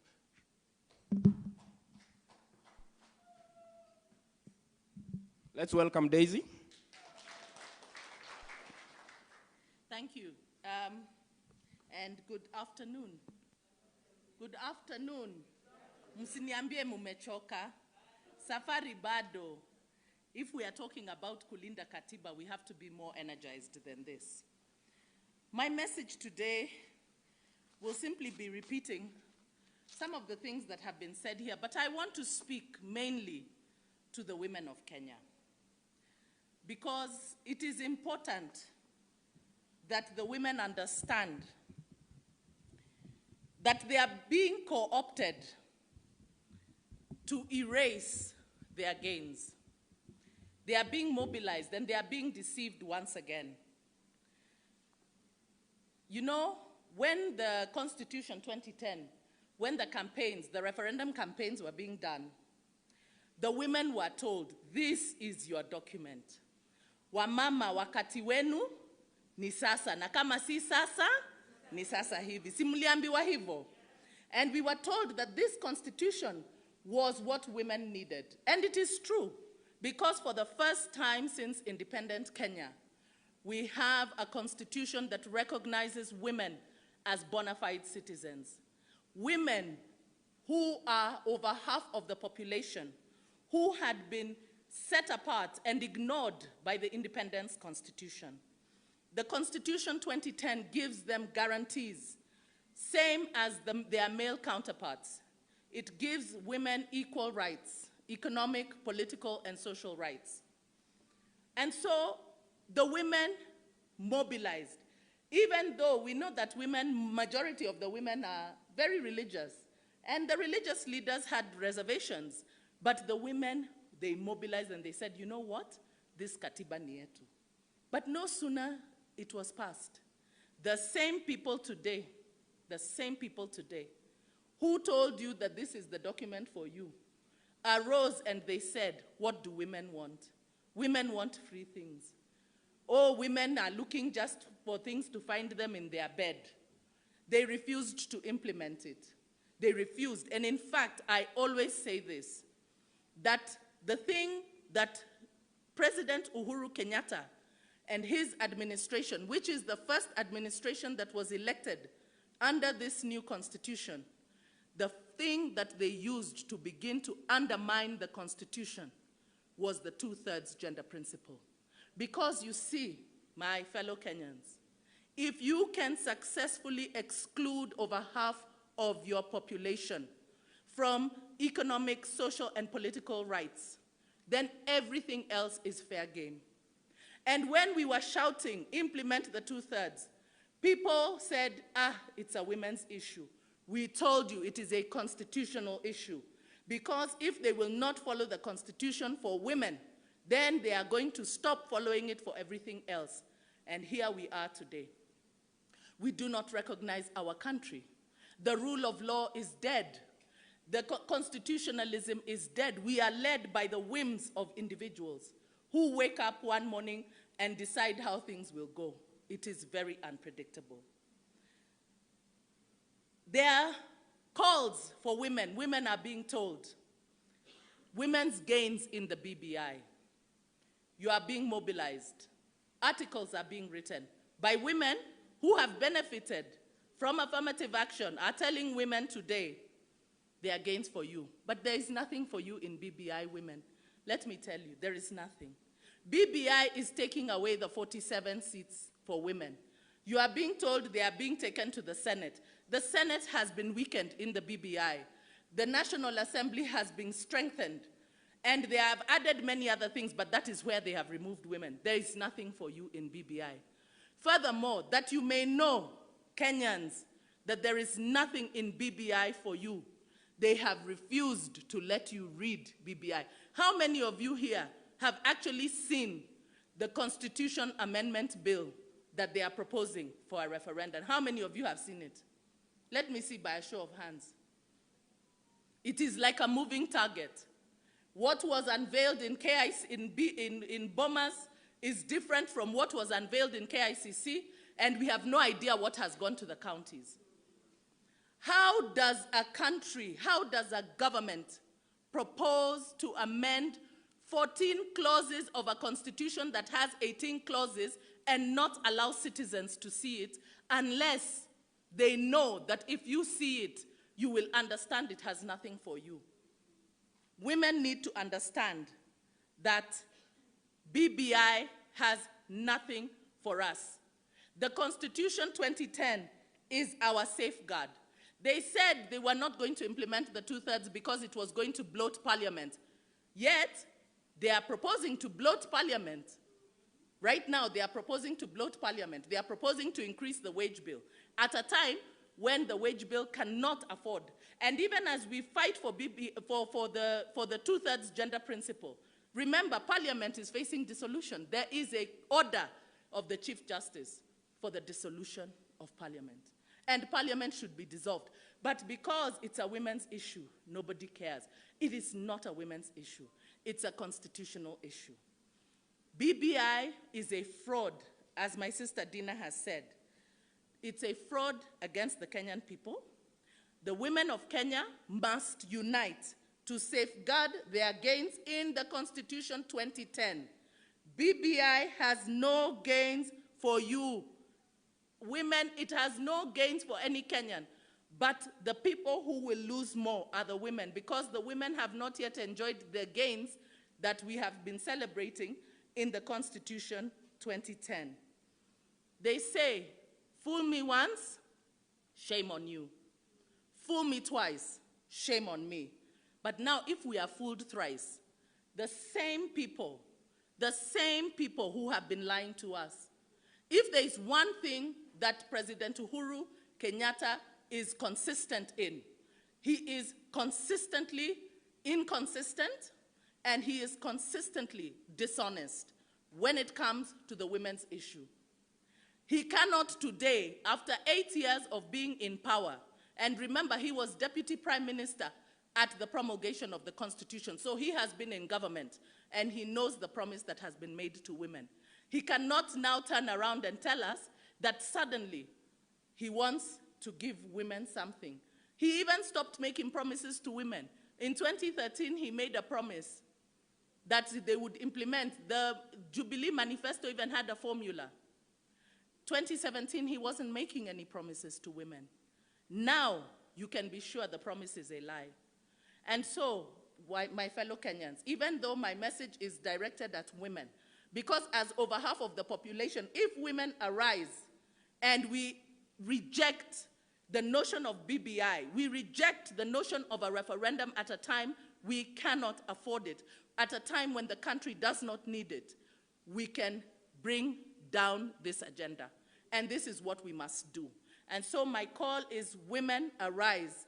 Young people, young women, young people, you are the same people. The president is telling you this is in it for you. He is the same one who said he's not giving jobs to young people because young people are crooks. Do you remember this? It is important that you remember the things that they have said about us. It is time to remember. And as we remember, we must rise up to Linda Katiba. We must rise up to safeguard women's gains in the Constitution 2010. Nothing else will do. If we don't do this, then it is shame on us. It is we who are going to be fooled, nobody else. We are the losers. President Uhuru must retire. That should now be his legacy. His legacy is to leave Kenya in peace and retire. Leave our constitution intact. We reject BBI, we reject any notion of a referendum, and we demand that Katiba 2010 itekelezwe. Thank you. Thank you very much, Daisy. 14 of the 18 clauses are being changed. What if we change the constitution so dramatically that after changing it, we are told the old constitution order no longer applies and President Uhuru Kenyatta, with all his successful governorship administration, is eligible to run for election again? 14 out of 18. It's a dramatic, bloodless coup against the people's constitution. We must be able to read the big picture.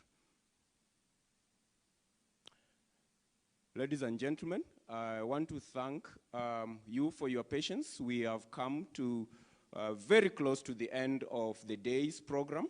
We are going to invite Honorable Martha Karua, who needs very little, if any, introduction. To try to introduce her is to risk failure, catastrophic failure. So I will just be humble and say, Karibu Mheshimiwa Karua to inspire and speak to us. Thank you. A round of applause.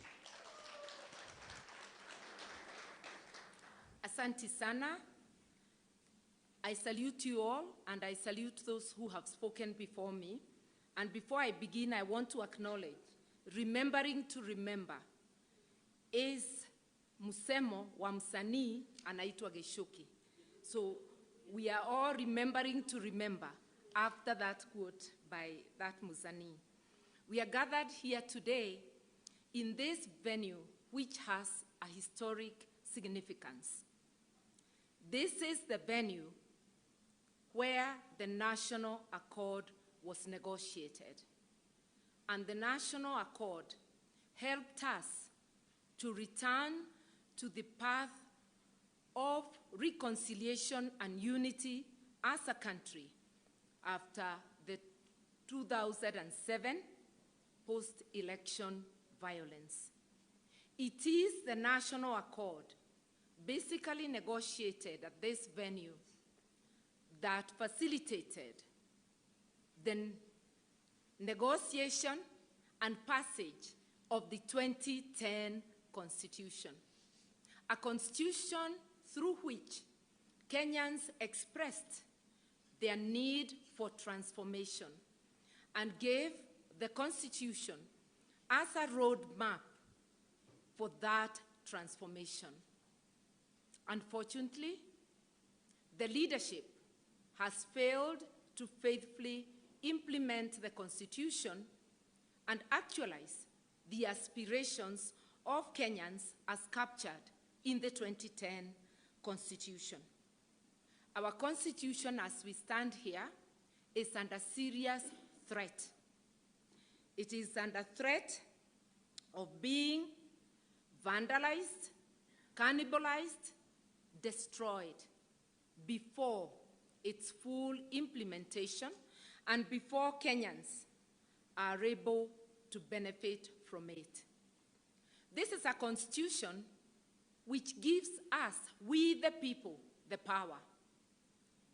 It makes us the repository of all state power. It is we the people who donate the power to the three arms of government. It is we the people who donate power to all state corporations, to all state organs, and to all state officers. And it is we the people who can withdraw our donated power when it is abused or not implemented in accordance with the Constitution, which is the social contract between we the people and the people in leadership. This Constitution has given us the mandate as a people, each one of us individually, to uphold and defend it. And we must remember that we are the holders of the ultimate power. We therefore have the power and also the numbers, because those in leadership, both political and top positions of the government, are a minority. We the people are the majority. So we have the power and numbers to uphold and defend the Constitution in our own interest, in the interest of the majority. And this is a very important fact to remember, because when those in positions of power, the donnees of our power, when they thunder, we shudder and forget that we are the majority and we have the power to put things in order. And this has been said by those who spoke before me. In the last 8 years, our Constitution has been destroyed systematically through blatant failure to implement, erosion of the spirit of key provisions of the Constitution, as well as total disregard and contempt, even where the courts have provided clarity and direction. I need not go to examples, you know. The problem is not the Constitution. The problem is lack of implementation and a lack of constitutionalism among those charged with the responsibility of implementing it. Kenyans must reject BBI proposals in total because they represent the intentional misdiagnosis of what our problems are. Lack of and deliberate withholding of information concerning BBI, constitutional amendments, is one of the things that we are facing today. Clearly, they do not want us to understand. They do not want a majority to know. They want to stand like preachers in a pulpit, telling us what it contains. The preachers are better because they always tell us to refer to the good book, but BBI is not available. The current bill is actually not available online. I've been searching, I've not been able to get it. It's a preserve of a select few. So we do not know what poison it has been laced with. I actually to participate in all matters that concern us, especially on legislation. We need full information, not partial information. How on earth can we be asked to support something we do not know? It's a blindfold. What is it that we are supporting? Is it enough for leaders to tell us that it is good? I am not talking of only those of us in this room or those who are like us. I am talking about every Kenyan from all walks of life. These proposals must be available. That they have not been availed is a confirmation. They have nothing for you, only something for the leadership. BBI presents the priorities of politicians, while the Constitution of Kenya has the priorities of Kenyans. And that is why every Kenyan must stand up to uphold and defend the Constitution. Our dreams, our aspirations, which have been put on standstill in the last 8 years. For instance, Article 43, which has been well articulated by Wanjiko on this stage and by those who spoke before me. It is quite clear that every Kenyan must have access to quality health care. Every Kenyan child must have access to quality education. No Kenyan should sleep without shelter merely because they are not in a position to provide themselves shelter. No Kenyan should sleep hungry. Wanjiko should not have to boil stones to pacify the children to sleep. Our commonwealth, which is our taxation, is what should be used to provide social support to the vulnerable. And we acknowledge that some social support is being provided to people above 70, but only to some people. They registered people initially and then ceased to register. Those who have become 70 in the previous 3 years have not been registered. They give money to some orphans, not all orphans. They give money to some of those living with severe disabilities, not to all the vulnerable. Our priorities as Kenyans is to lift each other up, is to ensure that no Kenyan sleeps hungry without shelter, no child is out of school or has to study under trees when other children are under classrooms. Those are the Kenyan priorities, but for the leaders, the priorities are to expand the top leadership. The priorities of Kenyans are already captured in the Constitution. They just need implementation. But the priorities of the leadership are not part of our aspirations. So the Constitution has not provided for the expansion of the executive. They lie to us. BBI contains what we need. It actually contains what they need. They cannot expand the executive without a constitutional amendment. So they will lie to you what is in it for you, but what is in it for them, and they're quite happy about it, is expanding the executive from 2 to 5 top positions. The current 2 are the president and the deputy. The additional 3 will be the prime minister, 2 deputies. How will that change your life? How will it become more inclusive?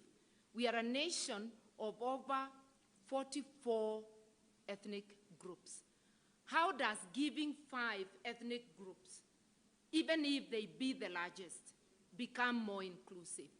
What we need is good governance, is accountable leadership, so that it will not matter to us who occupies the house on the hill. It will not matter to you the ethnic group of the person you find in office, because they'll be serving your needs. So let us wake up and say, these are not our priorities.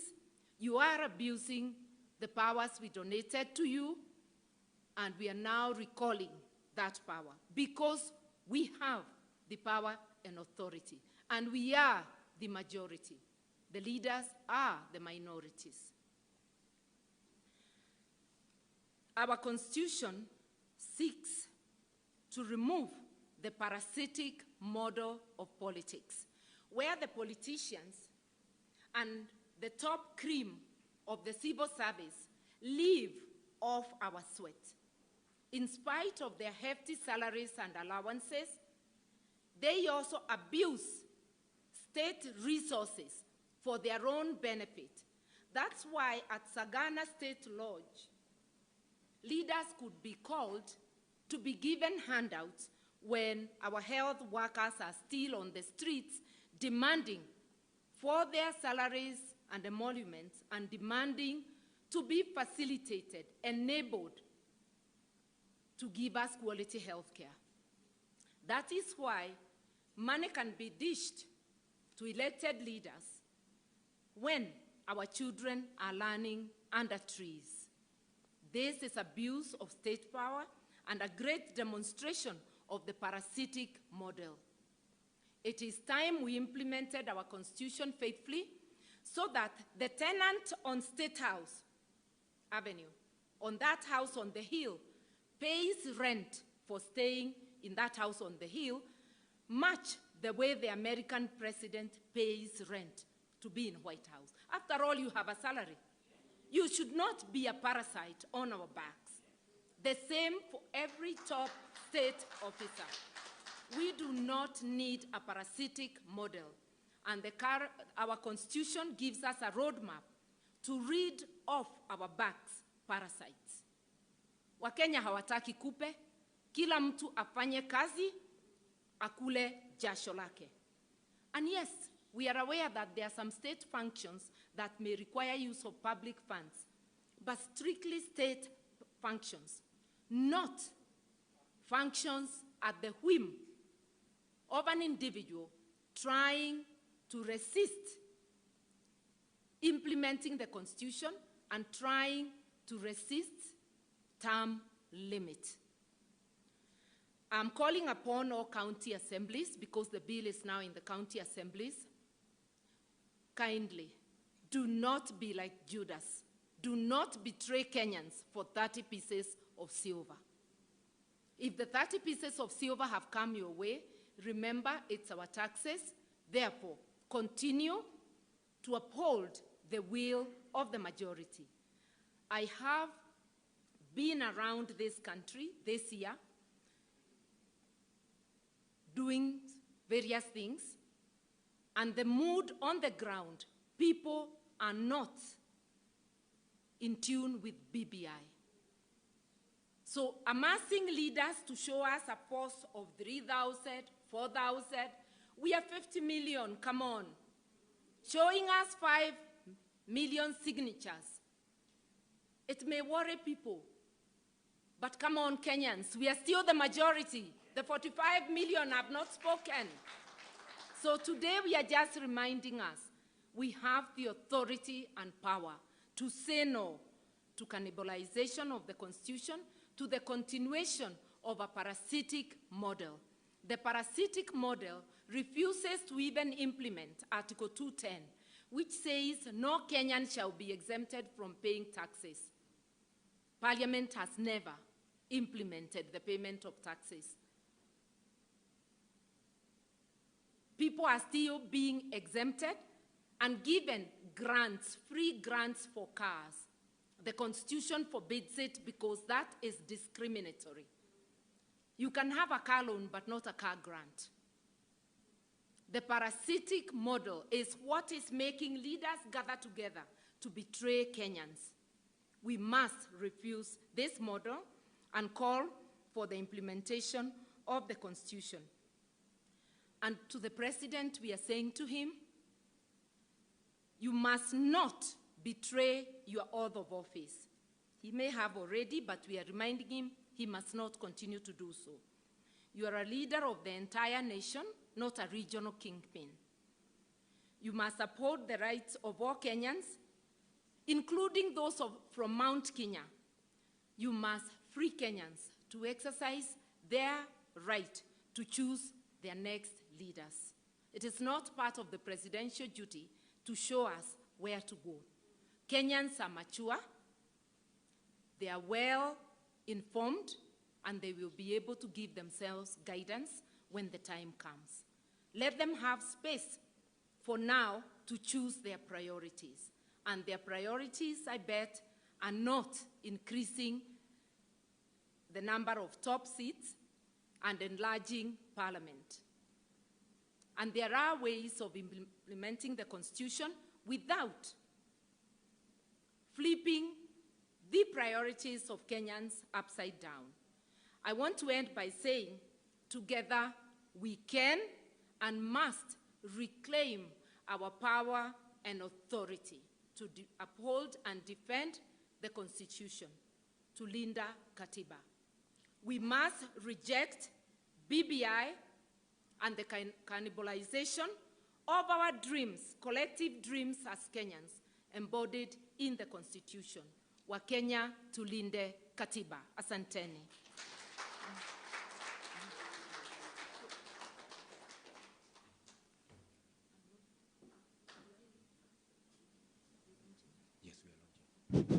Thank you, thank you. I would ask Honorable Karua to remain as we go into a very brief session of launching something. Okay, sure, go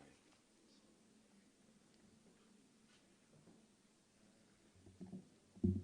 As they do that, I think, thank you, Honorable Karua. I think one of the things we need to remember, even from the skit, is that even in its battered state, our Constitution of Kenya 2010 still remains a powerful point of reference when we are beaten by the politicians. And it is something that they are not happy about. So if we lose the Constitution of Kenya 2010, we will lose a very important reference point. So we have to protect the Constitution of Kenya 2010 in its integrity and completeness.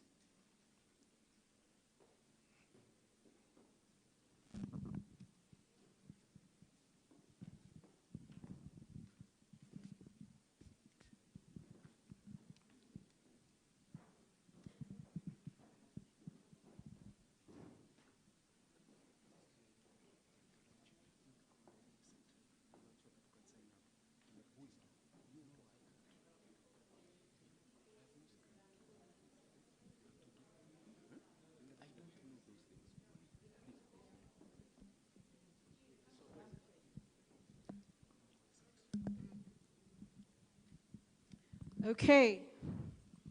Well, it gives the conveners of Linda Katiba great pleasure to launch the website, lindakatiba.org. This website will give you an opportunity to read what it is we are all about, and more importantly, give you an opportunity to sign up. We would like as many of you as possible to sign up to Linda Katiba, Implement the Constitution. There you will have an opportunity to share your name, your phone number, email address, your county, your country, because we are also thinking about our Kenyan sisters and brothers in the diaspora, and let us know where you hail from, and join this campaign to Linda Katiba. And as we continue to move around the country and to popularize this, we will have a series of programs, of activities, where we shall let all of you know how to be involved. So, lindakatiba.org.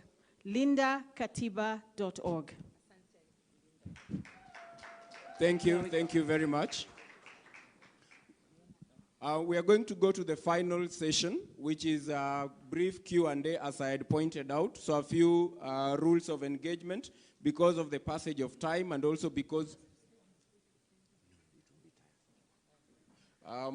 we would want as representative as possible in terms of the questions across media houses, Kenyans of different walks of life, interests, etc. So we are going to invite you, those who have questions, just by introduction of what, if you are from the media house, your name, and the media house you represent, or the organization you represent, or if you're a private citizen, just let us know that one. I will request that everybody keeps to one question. Unfortunately, we are unable to do commentary in the interest of time, and responses, but we are able to take questions. So every person will give us only one question. If we do that, we'll take a first round of 3 questions. If we all adhere to that, we'll be able to take a second and possibly a third round. Keep your question to less than 60 seconds if you can, and 30 if you are amazing. And direct them to a particular individual. If they are to a specific individual, it is okay to state as such. If it is generically to the Linda Katiba team and secretariat and visionaries and Kenyans, etc., you could also share the same. Do we have the roving mics?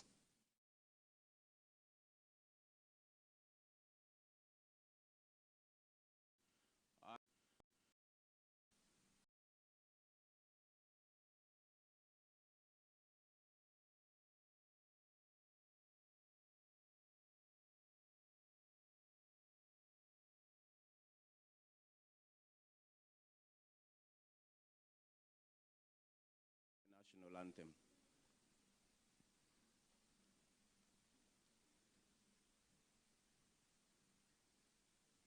We shall sing the Swahili version.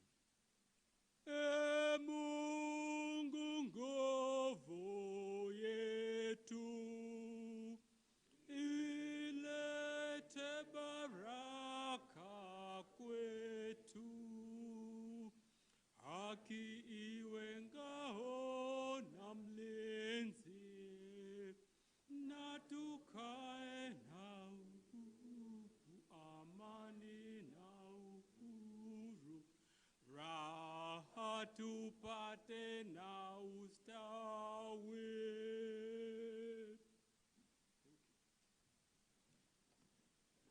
Thank you very much, Tabu.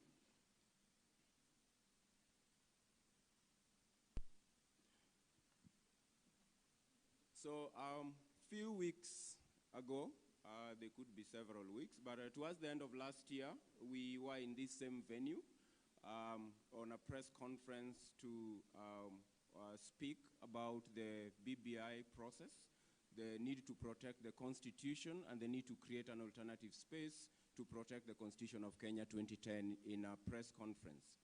Today we are here essentially to formally launch the Linda Katiba Popular Initiative to answer the calls that we have received from citizens since that press conference last year. The big question has always been, what can we do in order to protect the Constitution from the onslaught that we have seen? We have received those questions from all Kenyans of all walks of life. We have received them from the clergy and the faith community. We have received them from businessmen and women. We have received them from political parties. We have received them from individual citizens in their own rights. We've received them from civil society actors. We've received them from women, persons with disability, young men and women in this country. We have also received them from very unusual corners, including those who are typically disengaged from political processes. And in all those questions, we are persuaded that there is a silent majority that looks at what is happening in this country, the dismantling of our constitution, and are unhappy. So we've felt compelled to answer that call of what it is that ordinary and not so ordinary Kenyans can do to protect the Constitution of Kenya 2010 against the onslaught against it by a few majority. So today we consider this an official launch, and we will be answering that particular question and several of questions that will come. If I just walk you briefly through the program that we have, this is a live streaming event. So many people are going to be watching this as we proceed with the program. We will have a presentation after this brief introduction by Giuliani. Then we'll have a series of speeches from guests that we have invited. We will have a brief play or a skit, a dramatic presentation of the state of the Republic with regard to BBI and related shenanigans that will capture the imagination of Kenyans and the frustrations that we have as Kenyans. Then we'll have final and key address by Honorable Martha Karua. We'll end with a brief question and answer session. So we would encourage the press corps and other interested guests that please write down your questions, any key questions that we may have, because that will be a limited session. We'll want to have as many questions from a diverse group as possible and as diverse voices as possible. So jipange in good time, and we all hope that we are going to have a wonderful and fulfilling morning event. Without further ado, I would like to invite Giuliani for a brief performance to get us started. Thank you and welcome, everyone. Ni aje? Mko poa? Asante bro. Toa. So nilikuwa nadhani venye nasema national anthem mtakata kuimba national anthem mwanza kuimba ni konja. But tia lift usaidizi zingine isaidiangi saa zingine. Cry river u get bang. Ghetto kuna njaa na siwe zimejaa. High make sense. Patience pays. No wonder wazazi walitaka niwe daktari. Toto vumilia ugali. Hii salary ingenunua nyama. But nalipa taxes. MPs wapata entertainment allowances. Kuku imefungwa kamba refu. Ina feel free. Before ijue kwa plate kando ya chips. Sindio? So sometimes we think we are free. Sindio? Sometimes just because freedom just because mnaza tusi president kwa online mnadhani mko free, sindio? Until mko na BBI. Maybe itawasaidia. Hebu tuende nyingine. 50 bob leso t-shirt siku ya campaign ilikuwa free. Ni 5-year loan investment utalipa kingia parliament. We are one ama ni we are one. Utumishi kwa wote. Utu miss damu ya victim ilimwagika. Machozi ya perpetrator inaweza dilute damu ya victim ilimwagika. After all is said and done, all will be said and nothing will be done. After all is said and done, all will be said and nothing will be done.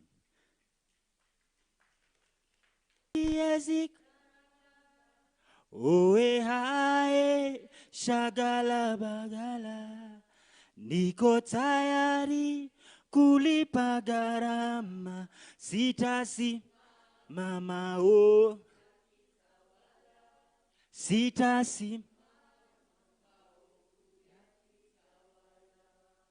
Ufisadi, ubinafsi, kuuza, wataki kuuza sera, undugu, ni kufa,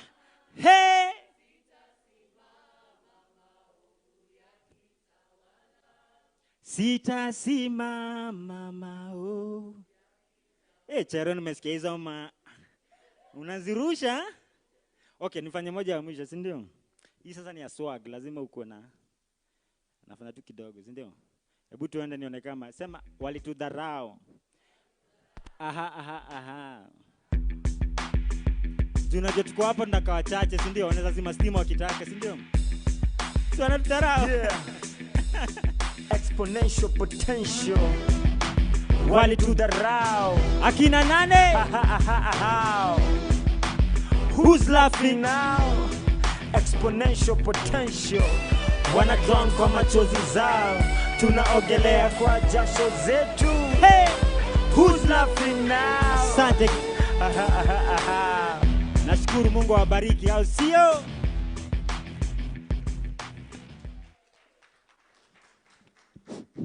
Thank you. A round of applause again for him as we wait for the podium. A better one than that, with soundtrack. Okay, couple of exciting things. I think usaidizi zingine hazisaidii. So you are jogging to either lose the weight you don't have or to improve on your heartbeat, alafu mtu anataka kukupea lift. That's what I heard from that song.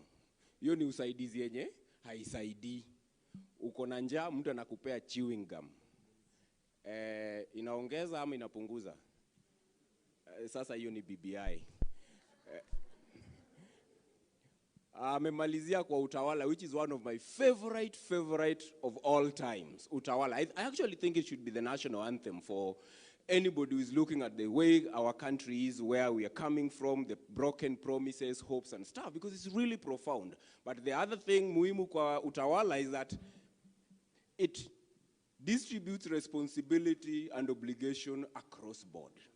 It tells us as citizens where we have fallen short of the glory. It tells the leadership where they have fallen short. More profoundly, it says, hatutaki kupunguziwa bei ya bidhaa. Tunataka opportunity ndio tuweze kuafford. In other words, for the young people of this country, to be told hautalipa help for a period is not a long-term solution. There is dignity of work. You want to be able to have opportunity, jobs, to be able to meet your daily obligations as a man or a woman. Kusamehewa au kupunguziwa deni is not dignity. We are asking for opportunity. So ukipewa usaidizi ambazo hazifai, lazima tuzi reject. As I wait to invite Dr. Ndi, I want to read something from one of the great sons of this country, Professor Yash Palgai, who is a household name. He says, in fact, from Honorable Jomo to his honorable son, Uhuru, they have been almost entirely preoccupied with their own interest, and on a minor scale, their political, ethnic compatriots. But the BBI is more consistent with the arrogance of politicians. I wonder if Uhuru and Raila see the consequences of moving to a constitution in which the leaders of every ethnic group, in practice, major 5 or so tribes, will dominate the country. They are taking away from the people the constitution which they made and cherish, even though our politicians never gave them the chance to become its beneficiaries. Please, Kenyans, reject the false promise of BBI. Another patriot, Rachel Muihaki, tells us, we, the Kenyan citizens, must fight to protect, defend, and promote the 2010 Kenyan Constitution in order for us to achieve gender equality and implementation of the 2/3 gender rule. We are not just Dr. David Ndi. Let's give him a round of applause.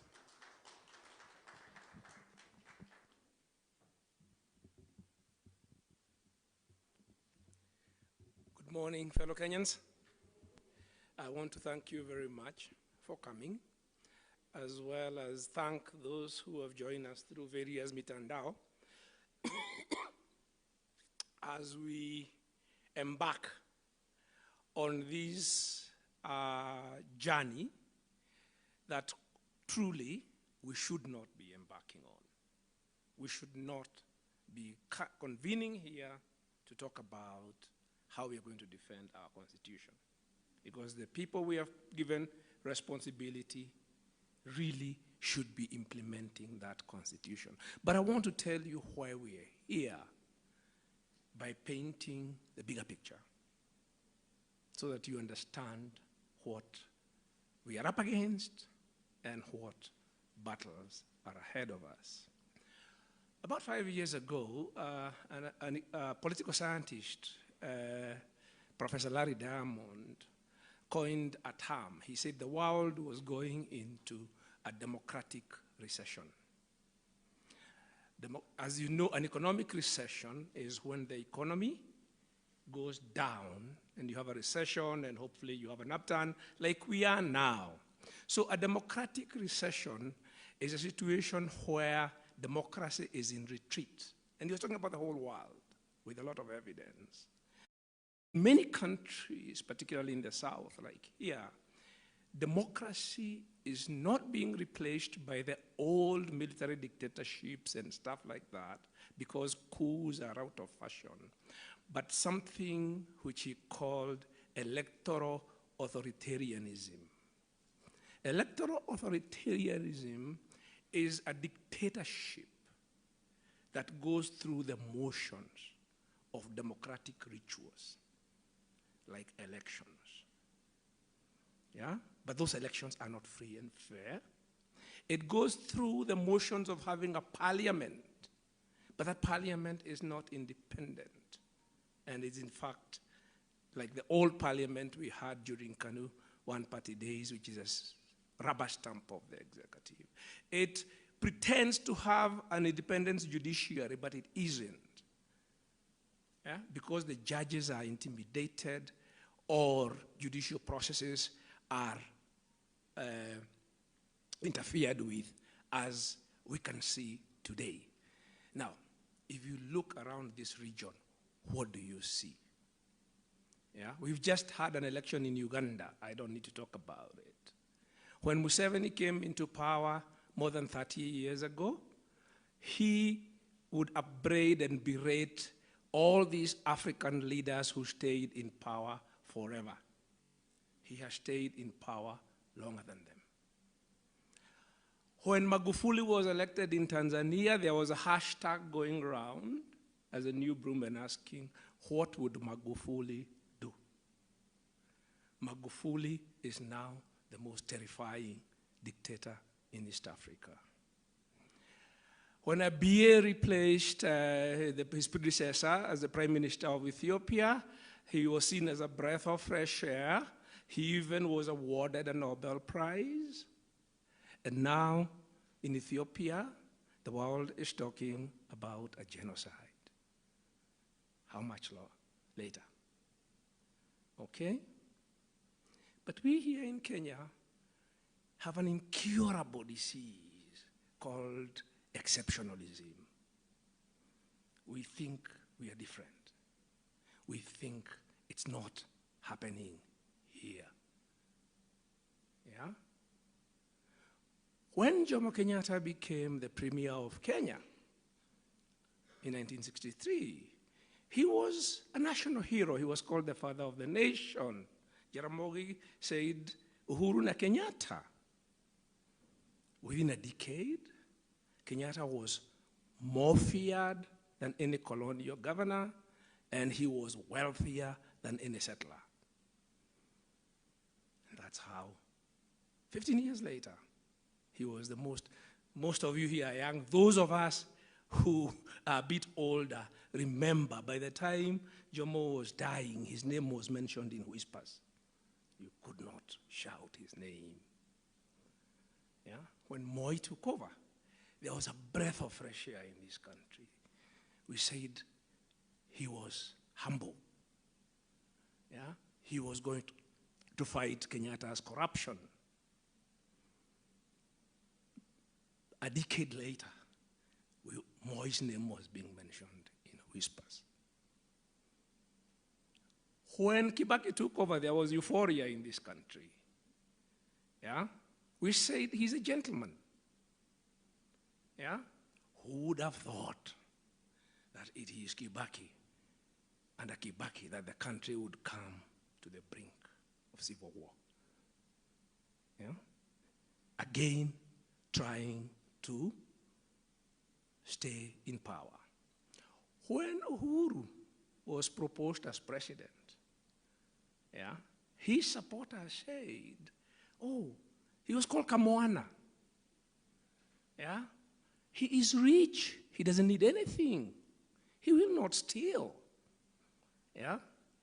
Yet, Uhuru has presided over the most corrupt regime in our history. Not just the most corrupt, but also the most incompetent. Uhuru does not want to leave. Yeah? Uhuru does not want to leave power. Anybody who has used power and abused it and enriched himself and those close to him the way Uhuru has, never wants to leave power. Uhuru's preoccupation now is how to stay in power. Yeah? And if you see, we started with a handshake and a BBI, which was being framed as a Trojan horse or a thing which is being driven by Raila Odinga to get to power. And where are we now? Who owns BBI? Who is pushing BBI? Why is a president who should be retiring, gathering people, taking state money, saying he will roar like a lion, all manner of things? He does not intend to leave power. So, the democratic recession is here. Electoral authoritarianism is here. We saw it in 2017. The semblance of an election, but the outcome is predetermined. There is no reason for us to suppose that the election that Uhuru Kenyatta has in mind is any different in 2022 than the one we had in 2017. And all these processes, all this melodrama, the hidden agenda is to control the state, to privatize the state. We can see the assault on the judiciary. We saw parliament being taken over. People, we are not exceptional. Yeah? Our constitution is being dismantled as we watch. Parliament's independence has been dismantled as we watch. There is an assault on the judiciary as we watch.